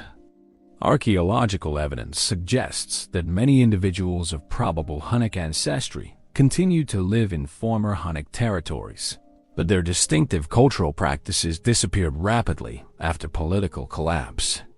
Cranial deformation ceased to be practiced, Hunnic-style metalwork disappeared from the archaeological record, and burial customs reverted to pre-Hunnic patterns. Within a generation, it became almost impossible to identify Hunnic populations archaeologically. The speed of Hunnic cultural disappearance was as remarkable as their earlier success at assimilation. The same flexibility that had allowed them to absorb other peoples now worked against them. Without political power to maintain their distinctiveness, they were absorbed as completely as they had absorbed others. The masters of cultural transformation became its victims, disappearing into the very populations they had once dominated. Modern genetic studies have revealed traces of probable Hunnic ancestry across Europe, from Hungary to France, from the Balkans to the British Isles. But these genetic signatures are impossible to distinguish from those of other steppe peoples, and they tell us nothing about cultural identity or lived experience. The biological descendants of the Huns may number in the millions, but the cultural legacy of Hunnic civilization has vanished almost without trace. The Hunnic phenomenon raises profound questions about the nature of ethnicity and cultural identity in the ancient world. How could peoples with centuries of distinct traditions be transformed so completely in just a few generations? What does it mean for ethnic groups to disappear if their biological descendants survive? And how many other ancient peoples may have vanished not through catastrophic extinction, but through the more subtle process of cultural assimilation? The Huns' legacy isn't found in surviving populations that claim descent from them, but in the demographic transformation they wrought across Eurasia. By breaking down ethnic boundaries and creating new hybrid identities, they fundamentally altered the genetic and cultural landscape of two continents. Dozens of ancient peoples disappeared into their empire, emerging transformed or not at all. In the end, the greatest achievement of the Huns may have been their role as agents of ethnogenesis, not preserving ancient identities, but creating new ones from the mixture of conquered populations. Chapter 8. Catastrophe and Collapse. Around 2200 BCE, something extraordinary happened to planet Earth. Ice cores from Greenland reveal a sudden, dramatic cooling that lasted for centuries. Lake levels across Africa and the Middle East dropped precipitously. The monsoon rains that had nourished civilizations from India to the Atlantic failed repeatedly. This wasn't just weather. It was climate catastrophe on a scale that wouldn't be seen again until the Little Ice Age, and its effects on human civilization were devastating. The 4.2 kiloyear event, as scientists call this climate disaster, marks one of history's great demographic watersheds. Across the ancient world, peoples who had thrived for millennia suddenly found their homelands uninhabitable. Rivers dried up, grasslands turned to desert, and agricultural systems that had supported complex societies collapsed virtually overnight. In the ensuing chaos, entire cultures disappeared, not through war or disease, but through the simple inability to survive in a world that had fundamentally changed. The Akkadian Empire, which had been the world's first multi-ethnic state, provides perhaps the starkest example of climate-driven collapse. At its height under Sargon of Akkad around 2300 BCE, this Mesopotamian empire controlled territory from the Persian Gulf to the Mediterranean Sea. Its cities were marvels of Bronze Age engineering, supported by sophisticated irrigation systems that turned the arid landscape of southern Mesopotamia into humanity's first breadbasket. But the Akkadian system was precisely calibrated to specific climatic conditions. When those conditions changed, the entire edifice came crashing down. Archaeological evidence from sites like Tel Leilan in northern Syria shows that around 2200 BCE, the region experienced catastrophic aridification. Cities that had flourished for centuries were suddenly abandoned, their populations dispersing into the desert or dying where they stood. Dust storms buried entire settlements, preserving them for archaeologists, but ending their role as living communities. The collapse wasn't gradual, but catastrophic. At Tel Leilan, archaeologists found evidence of a dust storm so severe that it buried the city under 3 feet of windblown sediment. Radiocarbon dating shows that this abandonment happened suddenly, with no period of gradual decline. The inhabitants simply left, walking away from homes their families had occupied for generations because staying meant certain death. Similar patterns of abandonment appear across the ancient Middle East during this period. In the Indus Valley, the great cities of Harappa and Mohenjo-Daro were gradually abandoned as the monsoon systems that fed the Indus River shifted northward. The sophisticated urban civilization that had flourished there for over a millennium simply evaporated, its population scattering into smaller settlements or disappearing entirely from the archaeological record. But climate change didn't just destroy existing civilizations. It triggered massive population movements that transformed the ethnic landscape of entire continents. As traditional homelands became uninhabitable, peoples who had been sedentary for centuries were forced to become nomads, competing with established nomadic groups for increasingly scarce resources.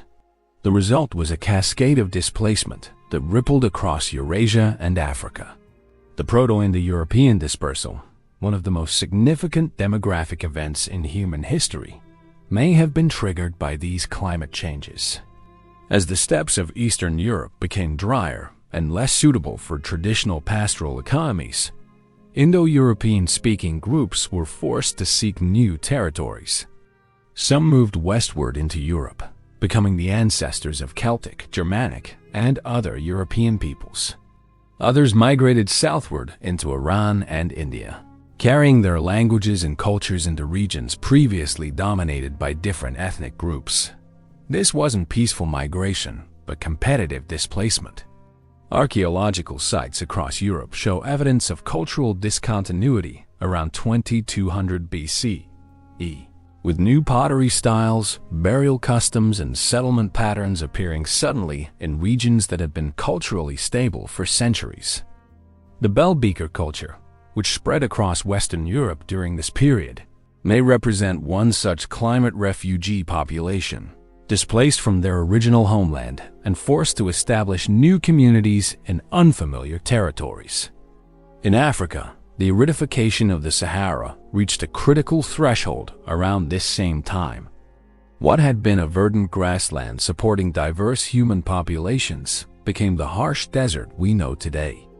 Archaeological sites in what is now the Central Sahara show evidence of rapid abandonment around 2200 BCE, as human populations fled toward the Nile Valley, the Atlantic coast, and the sub-Saharan regions.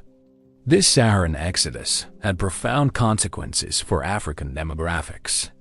Populations that had been isolated by the geography of the Green Sahara were suddenly forced into contact with each other, leading to cultural mixing, linguistic exchange, and sometimes violent competition. The Bantu expansion, which would eventually carry Niger-Congo languages across most of sub-Saharan Africa, may have been accelerated by these climate-driven population movements. The human cost of these climate disasters is impossible to calculate, but it must have been enormous. Entire ways of life, refined over millennia, became impossible to maintain. Populations that had numbered in the hundreds of thousands were reduced to scattered bands of survivors. Languages that had been spoken for thousands of years died out when their last speakers succumbed to famine or violence.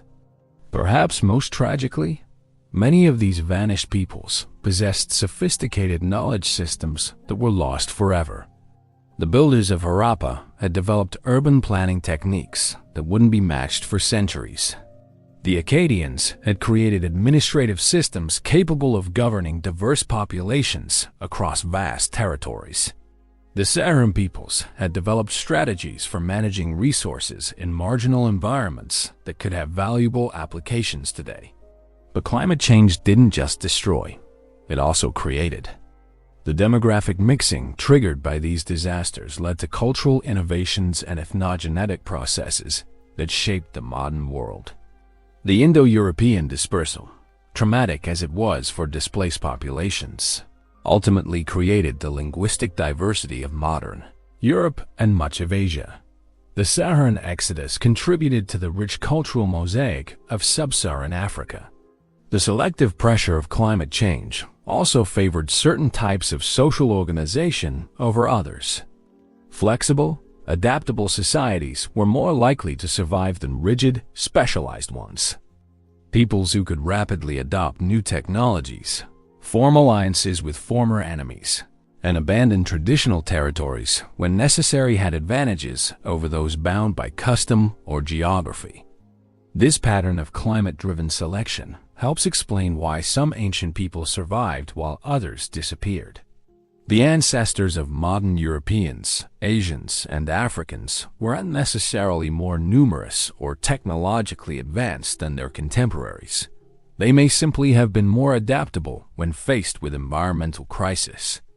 The 4.2 kiloyear event wasn't the only climate catastrophe to reshape human demographics. The Younger Dryas cooling event around 10,800 BCE may have triggered the Paleolithic-Neolithic transition in the Middle East, as hunter-gatherer populations were forced to develop agriculture to survive in a changed world. The medieval warm period, 950 to 1250 CE, enabled Viking expansion across the North Atlantic, while the subsequent Little Ice Age may have contributed to the collapse of Norse colonies in Greenland. Each of these climate shifts created winners and losers in the great game of human survival. Peoples whose traditional territories became more habitable prospered and expanded, while those whose homelands became marginal faced the stark choice between adaptation and extinction.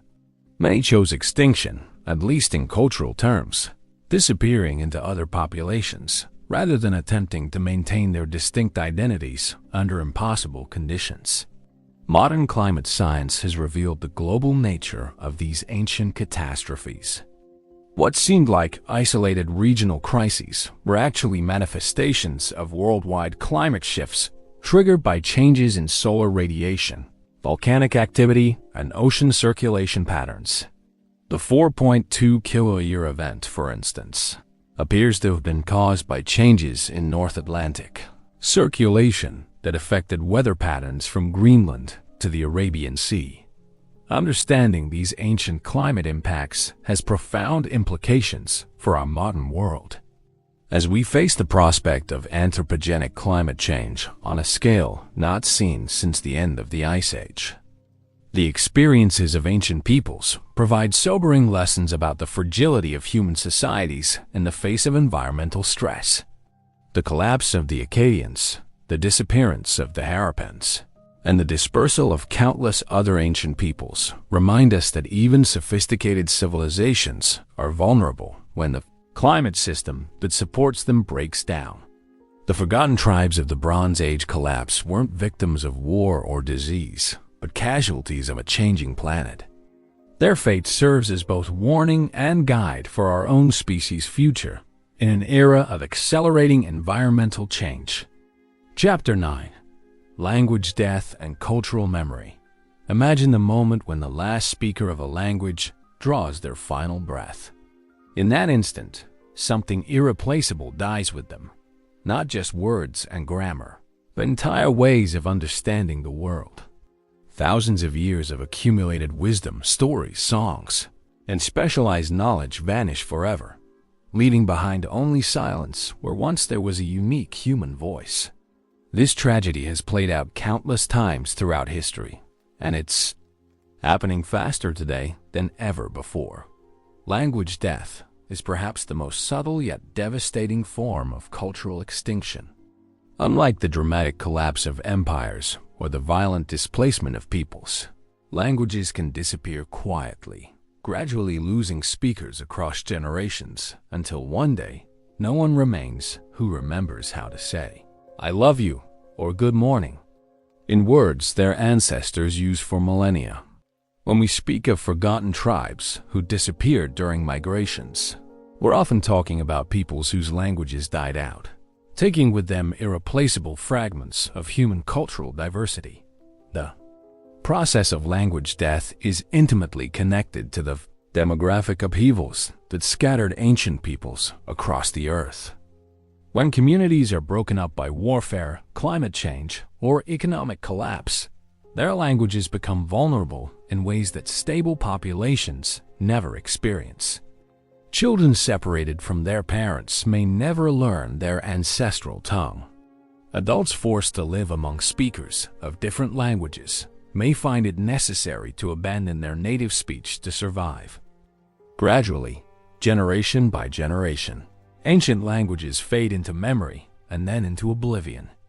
Consider the linguistic landscape of ancient Europe before the Indo-European expansions. Archaeological and genetic evidence suggests the continent was home to dozens, perhaps hundreds, of distinct language families, each representing thousands of years of independent development. These pre-Indo-European languages were spoken by peoples whose ancestors had lived in Europe since the end of the Ice Age, developing unique ways of describing their environment, organizing their societies, and understanding their place in the cosmos. Yet today, almost nothing remains of these ancient tongues. Basque, spoken in the Pyrenees, is the sole survivor of what must have been a rich tapestry of linguistic diversity. The Etruscan language of ancient Italy survived long enough to leave inscriptions, but it too eventually succumbed to Latin expansion. Countless others vanished without leaving any trace beyond possible loanwords in the languages that replaced them. The Indo-European expansion that began around 3500 BCE represents one of history's most successful cases of linguistic imperialism. As Indo-European speaking peoples spread across Europe and Asia, they didn't just conquer territory, they conquered minds, replacing ancient languages with new ones and fundamentally altering how entire populations understood and described their world. The process wasn't always violent, but it was inexorable, creating the linguistic map we recognize today, while erasing the voices of countless earlier peoples. The mechanics of language replacement during ancient migrations were complex and varied. Sometimes conquest was followed by elite dominance, where a small ruling class imposed their language on a larger subject population. This appears to have happened in many parts of Europe, where Indo-European languages spread despite limited genetic replacement of existing populations. The conqueror's language became the pathway to social advancement, gradually displacing local tongues, even among communities that retained their genetic distinctiveness. In other cases, demographic replacement was more complete. Large-scale migration could overwhelm existing populations, especially in regions destabilized by climate change or political collapse. The arriving peoples brought not just their language, but their entire cultural matrix, their stories, their laws, their ways of organizing family and society. Within a few generations, the original inhabitants might find their children speaking only the newcomer's tongue, their own ancestral language relegated to the realm of grandparents' memories. The Tocharian migration across Eurasia offers a fascinating case study in long-distance language transmission. As Tocharian-speaking peoples trekked from Europe to Central Asia over the course of millennia, they must have encountered dozens of different language communities. Some of these encounters left traces in the Tocharian vocabulary, borrowed words for local plants, animals, or technologies that the migrants encountered along their route. But we can only imagine how many local languages disappeared as Tocharian speakers settled in new territories, gradually absorbing or displacing the populations they found there. The reverse process, the eventual extinction of Tocharian itself, illustrates how even successful migrant languages can eventually succumb to demographic and political pressures. When Turkic-speaking peoples became dominant in the Tarim Basin during the medieval period, they brought with them not just military superiority, but also the prestige of Islam and connection to powerful trade networks. Tocharian became increasingly marginalized, used only in Buddhist monasteries and scholarly contexts, until even these final refuges were abandoned. Language death in the ancient world was often accelerated by the collapse of the institutions that supported linguistic diversity. Temples, schools, and royal courts were crucial for maintaining minority languages, providing context where specialized vocabularies could be preserved and transmitted to new generations. When these institutions collapsed, whether through conquest, economic crisis, or religious change, the languages they supported often collapsed with them. The cuneiform writing systems of Mesopotamia provide a striking example of this institutional dependence. Languages like Sumerian, Akkadian, and Hittite were supported by vast bureaucratic systems that required literate specialists to maintain administrative records, religious texts, and legal documents. When these palace-centered systems collapsed, during the late Bronze Age crisis, the specialized knowledge needed to read and write these languages was lost within a few generations. Even when political stability returned, the languages remained extinct. Their last speakers had died during the intervening chaos. Oral traditions faced different but equally severe challenges. Without writing systems to preserve them, ancient languages depended entirely on unbroken chains of transmission from one generation to the next. A single demographic crisis, plague, famine, or warfare that killed too many adults before they could fully educate their children could permanently break these chains. The survivors might remember fragments of their ancestral language, but the complex grammatical systems and specialized vocabularies would be lost forever. The religious and mythological implications of language death were profound for ancient peoples. Many cultures believed that their languages were gifts from the gods, sacred forms of communication that connected them to divine realms. The loss of a language wasn't just practical inconvenience. It was spiritual catastrophe, cutting communities off from their ancestors and their deities.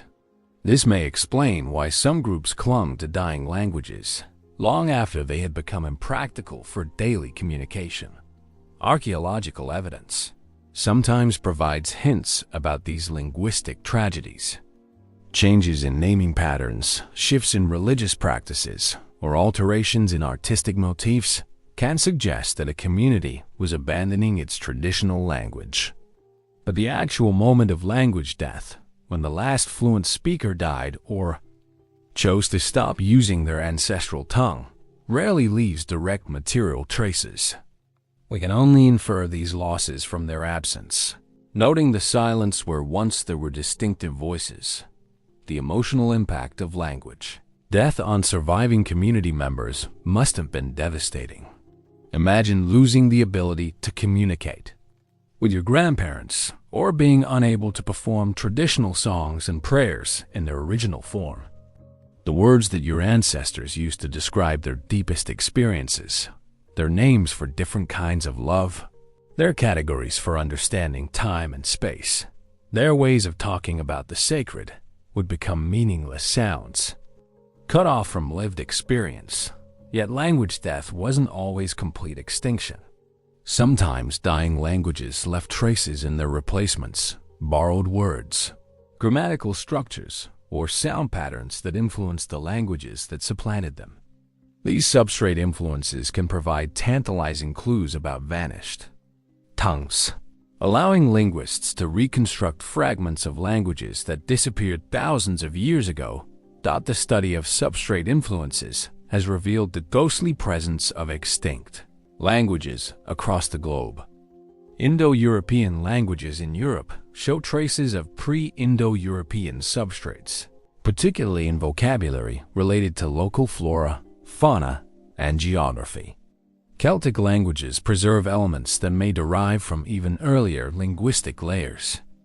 These fossil words are sometimes our only evidence that entire language families once existed. Modern linguistic diversity, impressive as it seems, represents only a fraction of what must have existed in the past. Estimates suggest that humans may have spoken tens of thousands of distinct languages throughout our species' history, the vast majority of which have disappeared without leaving any record.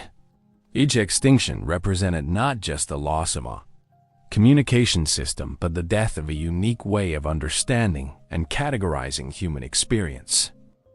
The acceleration of language death in the modern world with languages disappearing at a rate of roughly 1 every 2 weeks, puts us in a position to witness processes that have been occurring throughout human history.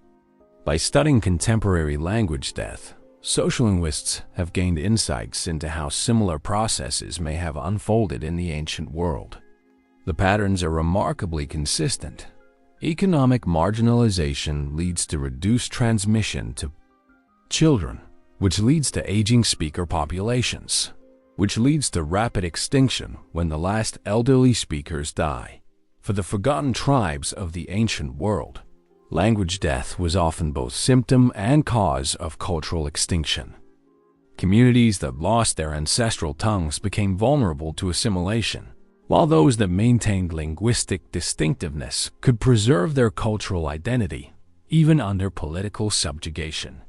The survival or extinction of ancient peoples was often decided not on battlefields, but in the everyday choices parents made about which language to teach their children.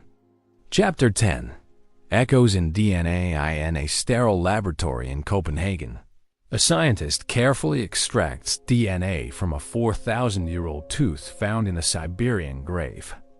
The ancient genome that emerges from this painstaking process will revolutionize our understanding of human migration, revealing the ghost populations that conventional archaeology missed and rewriting the story of peoples who vanished from the historical record.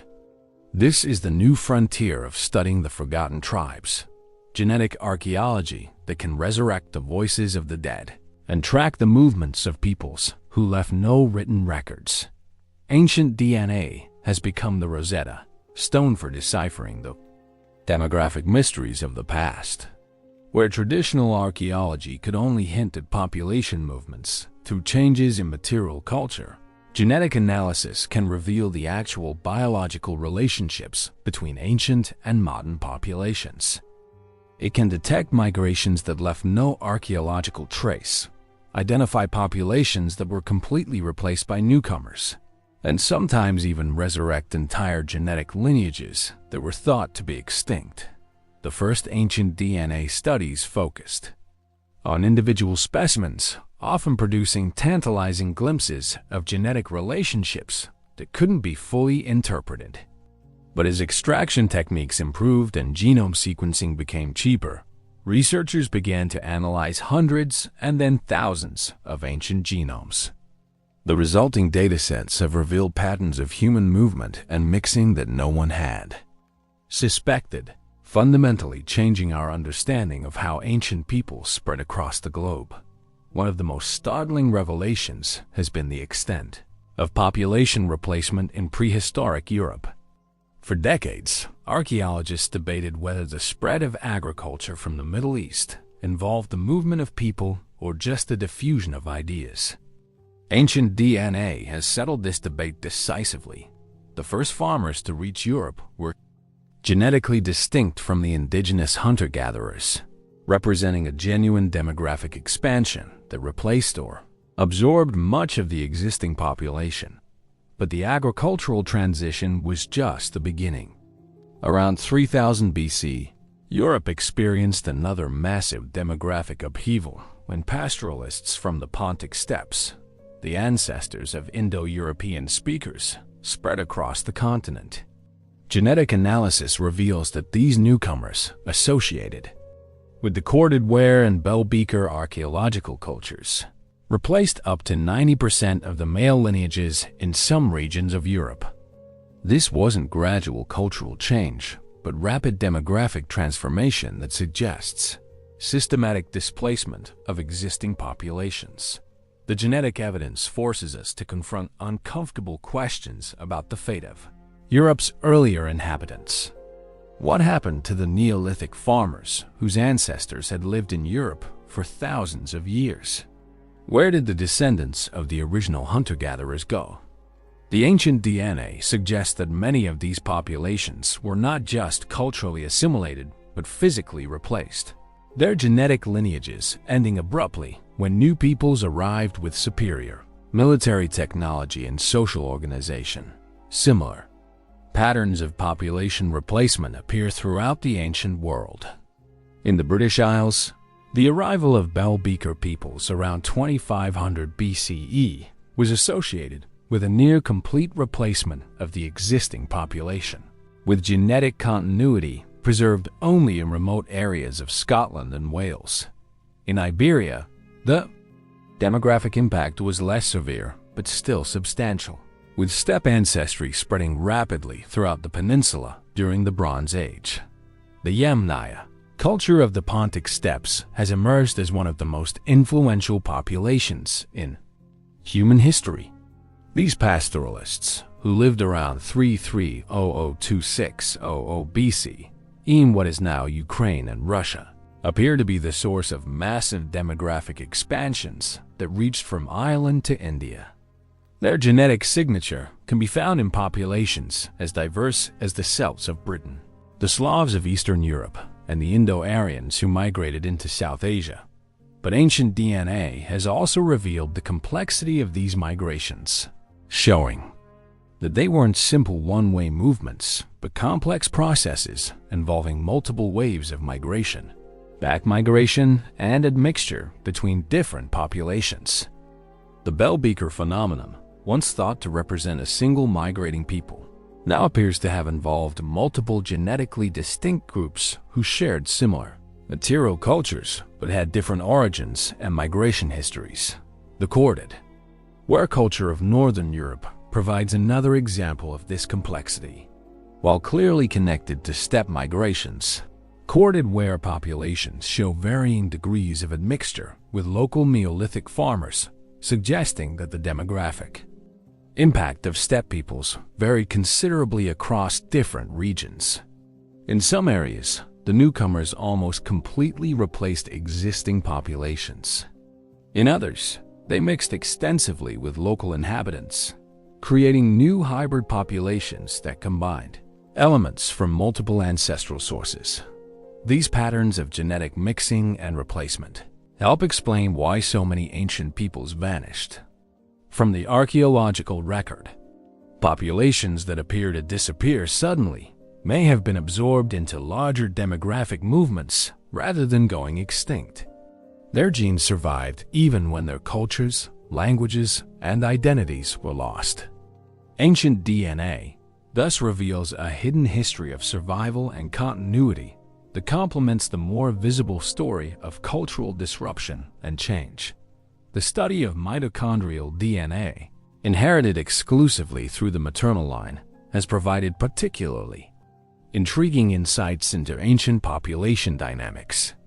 In many cases of apparent population replacement, mitochondrial lineages show more continuity than Y chromosome lineages, suggesting that incoming populations were predominantly male and that local women were incorporated into new societies through marriage or concubinage. This pattern appears in contexts as diverse as the spread of agriculture in Europe, the expansion of Bantu speakers in Africa, and the settlement of Polynesia. Ancient DNA has also helped identify previously unknown populations that played crucial roles in human prehistory.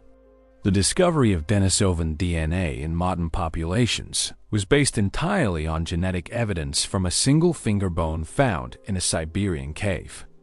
Yet this extinct human population turns out to have contributed significantly to the ancestry of modern Melanesians and other Pacific populations, revealing a previously unsuspected chapter in human evolutionary history. Similar ghost populations have been detected in other parts of the world. In Africa, genetic analysis has revealed evidence of populations that contributed to modern ancestry but have left no clear archaeological or historical traces. Some of these groups may represent ancient hunting and gathering populations that were absorbed by expanding agricultural peoples, preserving their genetic legacy while losing their cultural distinctiveness.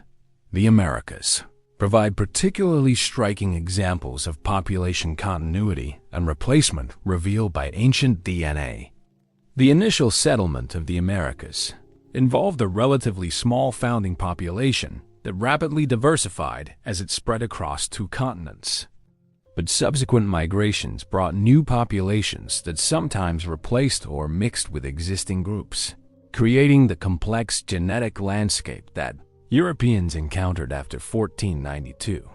Recent studies of ancient American populations have revealed the genetic impact of these later migrations.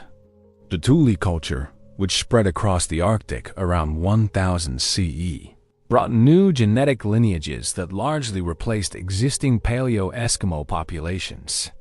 In South America, the expansion of populations associated with the development of agriculture led to significant genetic changes, with some regions showing evidence of substantial population replacement. These patterns of genetic replacement and continuity have profound implications for understanding cultural change in the ancient world. Populations that experienced significant genetic discontinuity were likely to have also experienced cultural disruption, while those showing genetic continuity may have maintained cultural traditions even under changing political circumstances. The genetic evidence also helps explain the disappearance of ancient languages and cultural practices. When populations were largely replaced by genetically distinct newcomers, it's not surprising that their languages and traditions disappeared as well. But even in cases of genetic continuity, demographic mixing could lead to cultural change as different groups merged and adapted to new circumstances. Ancient DNA has revealed the extent to which modern populations are the products of complex mixing between multiple ancestral sources. Europeans carry ancestry from at least 3 major sources: Paleolithic hunter-gatherers, Neolithic farmers from the Middle East, and Bronze Age pastoralists from the steppes. Similar patterns of multiple ancestry appear in populations throughout the world, reflecting the complex history of human migration and mixing. This genetic complexity helps explain why ancient peoples could disappear culturally while surviving biologically. Modern populations often carry the genetic legacy of multiple extinct groups, their chromosomes preserving the memory of populations whose names and cultures have been completely forgotten. In a very real sense, the vanished tribes live on in the genes of their descendants, even when all other traces of their existence have been erased. The field of ancient DNA is still in its infancy, with new techniques constantly expanding the range of samples that can be analyzed and the information that can be extracted from them. As databases of ancient genomes grow larger, researchers are beginning to detect more subtle patterns of population movement and mixing, revealing the demographic history of human populations with unprecedented precision. Future advances in ancient DNA research promise to shed even more light on the forgotten peoples of the past.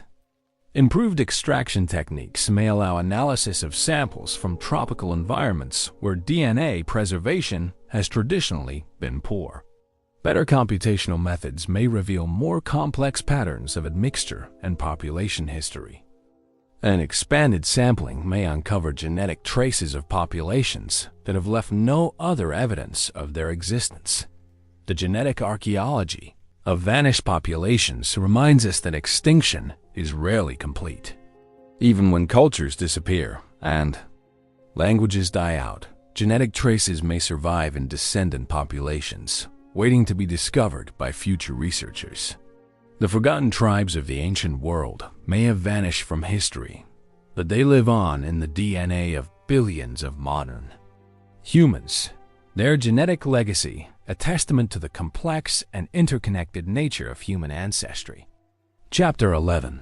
Hunt for Ancient Voices in the basement of the Max Planck Institute for Evolutionary Anthropology in Leipzig, Germany. A revolution is quietly unfolding.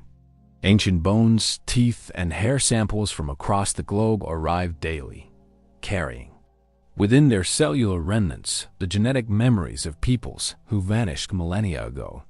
Using techniques that would have seemed like magic just decades ago, scientists are literally resurrect the voices of the dead. Not their words, but their genes, their migrations, their triumphs and tragedies written in the language of DNA. This is the cutting edge of the search for humanity's forgotten tribes, a multidisciplinary assault on the mysteries of the past that combines ancient DNA analysis, advanced radiocarbon dating, isotope analysis, and computational modeling to reconstruct population histories with unprecedented precision. For the first time in human history, we can track the movements of ancient peoples, not through the artifacts they left behind, but through the genetic signatures they carried in their cells. The technological revolution began in the 1980s when researchers first extracted DNA from ancient Egyptian mummies. But those early efforts were plagued by contamination and technical limitations that made reliable results nearly impossible. It wasn't until the development of specialized cleanrooms, improved extraction techniques, and next-generation sequencing that ancient DNA research became a robust scientific discipline. Today, researchers routinely extract and analyze complete genomes from bones tens of thousands of years old. The implications for understanding vanished populations have been revolutionary. Consider the case of the Yamnaya people, the Bronze Age.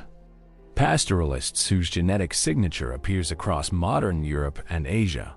Until recent DNA studies, the Yamnaya were known only from their distinctive burial mounds scattered across the Russian steppes. Archaeologists could describe their material culture, but their demographic impact remained a matter of speculation. Ancient DNA revealed that these seemingly obscure nomads were actually the ancestors of hundreds of millions of modern Europeans and Asians. Their genes spread by migrations that fundamentally reshaped the human landscape of Eurasia. Similar revelations have emerged from other ancient populations. The Beaker people, known primarily from their distinctive pottery, turn out to have carried ancestry from multiple sources across Europe, suggesting a complex history of migration and cultural exchange that isn't visible in the archaeological record alone.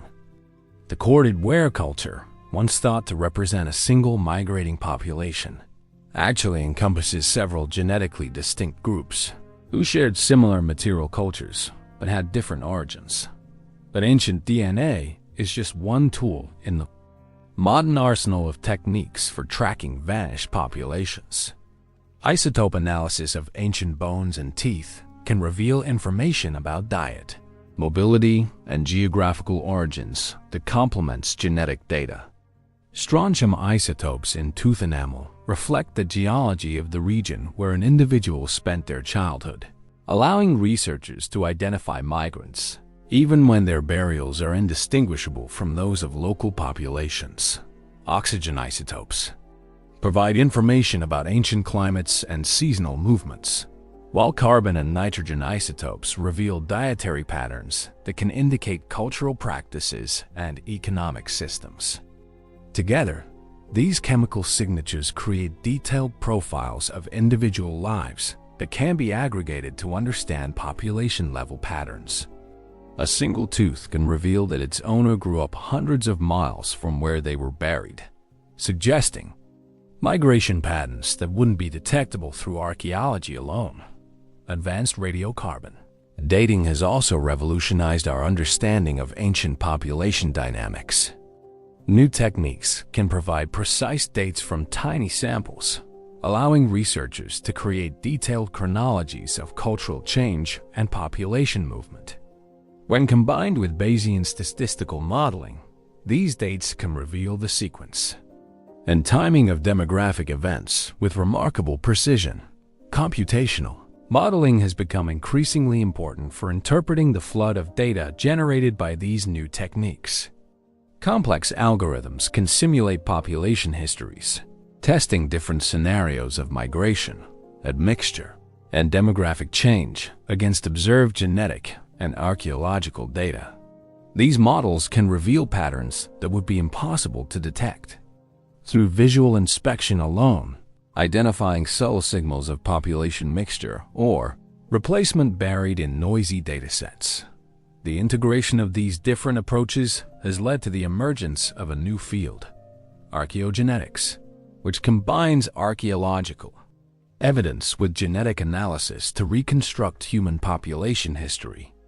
Archaeogenetists can now track the movements of ancient peoples with the precision once reserved for historical populations, revealing migration patterns, demographic changes, and cultural interactions that occurred thousands of years before.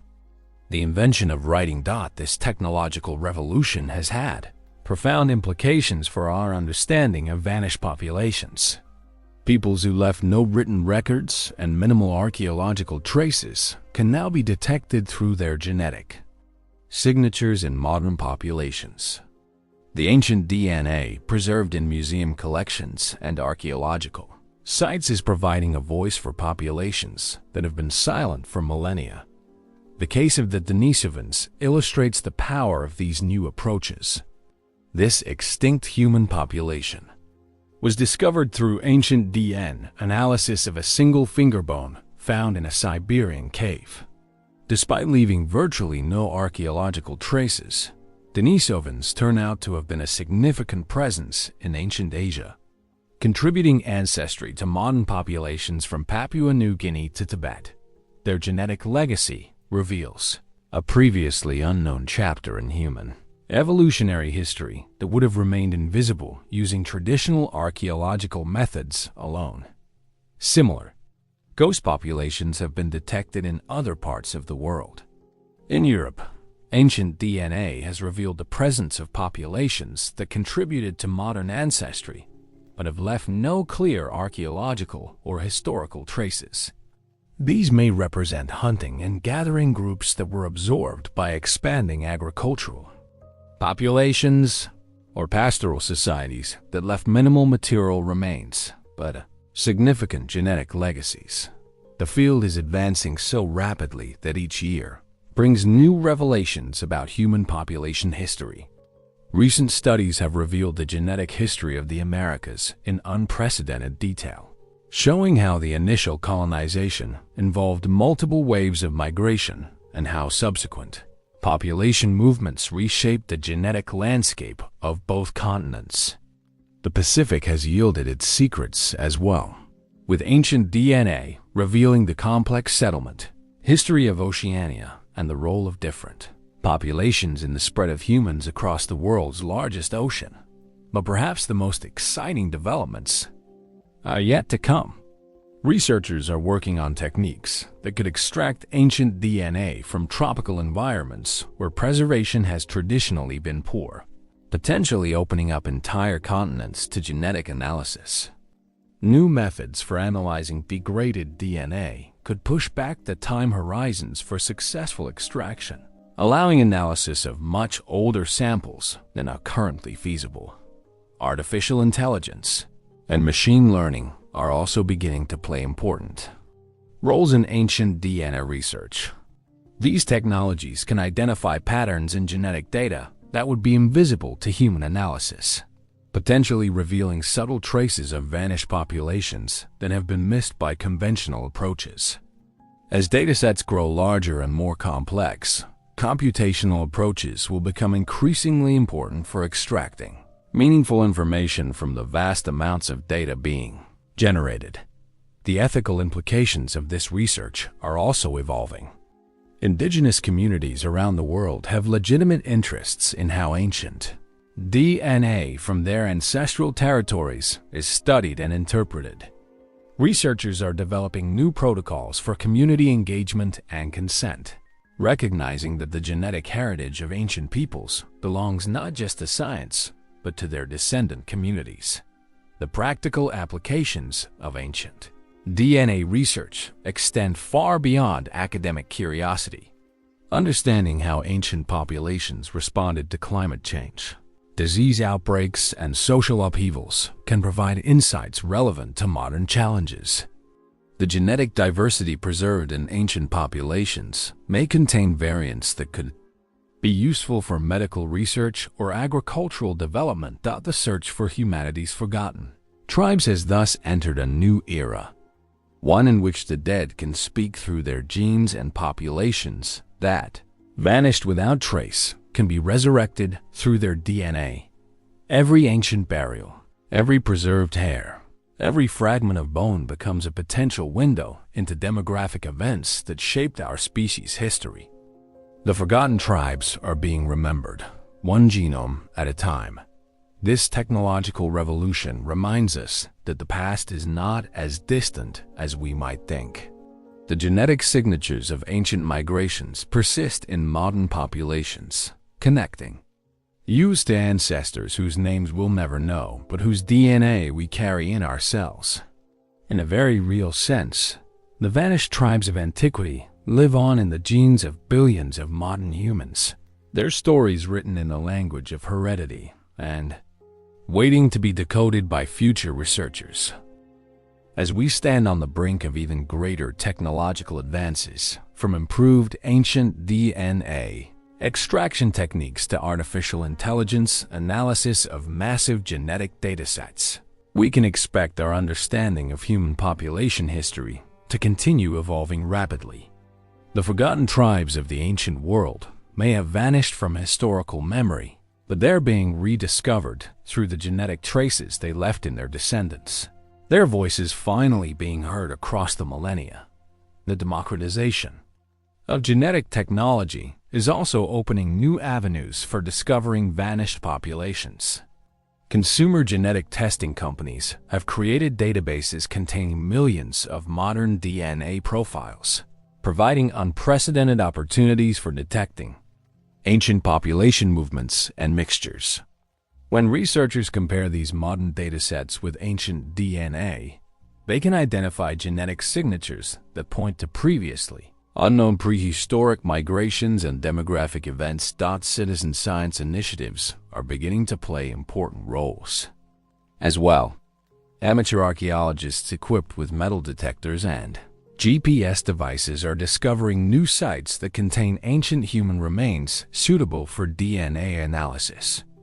Online platforms allow volunteers to help process and analyze the massive datasets generated by ancient DNA studies, democratizing research that was once confined to specialized laboratories.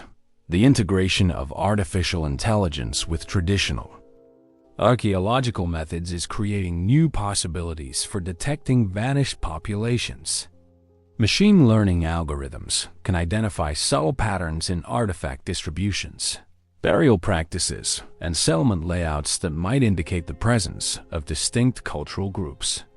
When combined with genetic analysis, these approaches can reveal populations that left minimal material traces but significant biological legacies.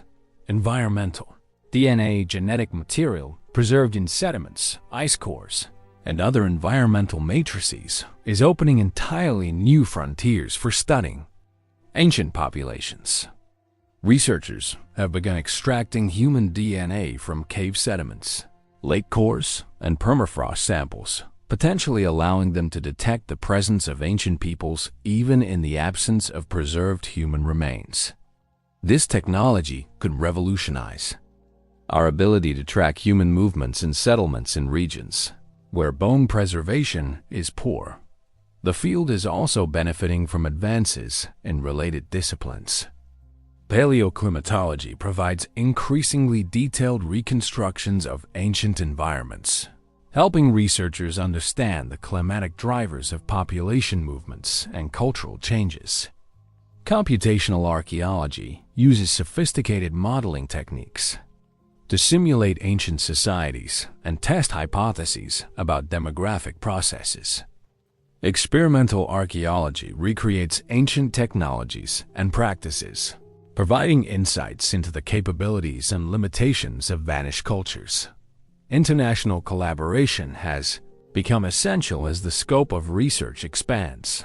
Ancient DNA labs in Europe, Asia, and the Americas are sharing data and coordinating research efforts to build comprehensive pictures of human population history. Major initiatives like the Human Genome Diversity Project and the Genographic Project have created global networks of researchers working together to decode the genetic history of our species. The preservation of ancient DNA is itself becoming a focus of research and conservation efforts. Climate change threatens archaeological sites around the world, potentially destroying irreplaceable genetic archives before they can be studied. Researchers are racing to extract and analyze samples from sites that may be lost to rising sea levels, changing precipitation patterns, and other environmental threats. The permafrost regions that have preserved some of the oldest human DNA are particularly vulnerable to warming temperatures. New extraction techniques continue to push the boundaries of what's possible. Researchers have successfully extracted DNA from increasingly degraded samples, including bones from tropical environments where heat and humidity have traditionally prevented genetic preservation. Advances in single-cell sequencing may allow analysis of individual ancient cells, potentially providing even more detailed information about ancient populations and their health, diet, and genetic diversity. The ethical frameworks governing ancient DNA research are also evolving to address the complex issues raised by studying human remains. Indigenous communities are asserting greater control over research involving their ancestral populations, leading to new models of collaborative research that respect community values while advancing scientific understanding.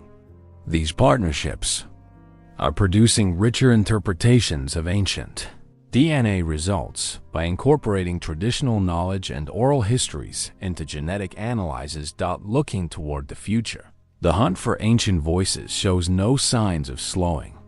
Each technological advance opens new possibilities for detecting and understanding vanished populations. The forgotten tribes of antiquity, silent for millennia, are gradually having their stories reconstructed through the convergence of genetics, archaeology, and computational science.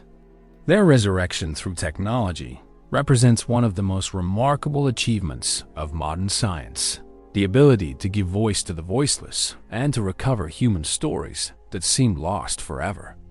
To the passage of time, as we reach the end of our journey through the shadows of prehistory, we find ourselves confronting a sobering truth. The story of human migration is largely a story of disappearance.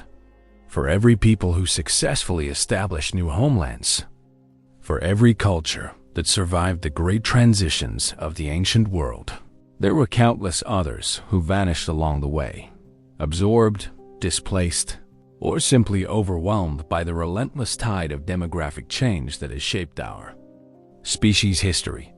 The Scythians, who once dominated the Eurasian steppes, the Cimmerians, who terrorized ancient kingdoms, the Tocharians, who accomplished one of history's most epic migrations, the Sea Peoples, who brought down the Bronze Age world, all of them are gone, their voices silenced, their cultures extinct. Yet their stories matter precisely because they remind us of paths not taken, of human possibilities that were explored and then abandoned, of the incredible diversity of ways our ancestors found to organize their societies and understand their world. These vanished peoples weren't historical footnotes. They were the protagonists of their own epic stories, the heroes and heroines of migrations that spanned continents and centuries. They developed sophisticated technologies, created magnificent art, and passed down oral traditions that preserved the wisdom of countless generations. When they disappeared, humanity lost more than just population statistics. We lost entire ways of being human. The modern revolution in ancient DNA research has begun to resurrect these forgotten voices, revealing that extinction is rarely complete. The genes of vanished peoples flow through the veins of billions of modern humans, connecting us to ancestors whose names we'll never know, but whose chromosomes we carry in our cells. In a very real sense, the forgotten tribes live on, not as distinct cultures, but as invisible threads in the vast tapestry of human ancestry. As we face our own era of unprecedented migration and cultural change, the stories of these vanished peoples take on new relevance. Climate change, technological disruption, and social upheaval continue to displace populations and threaten traditional ways of life. The forgotten tribes of the ancient world remind us that cultures can disappear with shocking suddenness, but they also show us that human resilience and adaptability have allowed our species to survive and thrive despite countless disasters and transformations. Their legacy isn't found in monuments or writings, but in the diversity of modern humanity itself, a diversity that reflects the countless experiments in human organization that have played out across our species. Remarkable journey.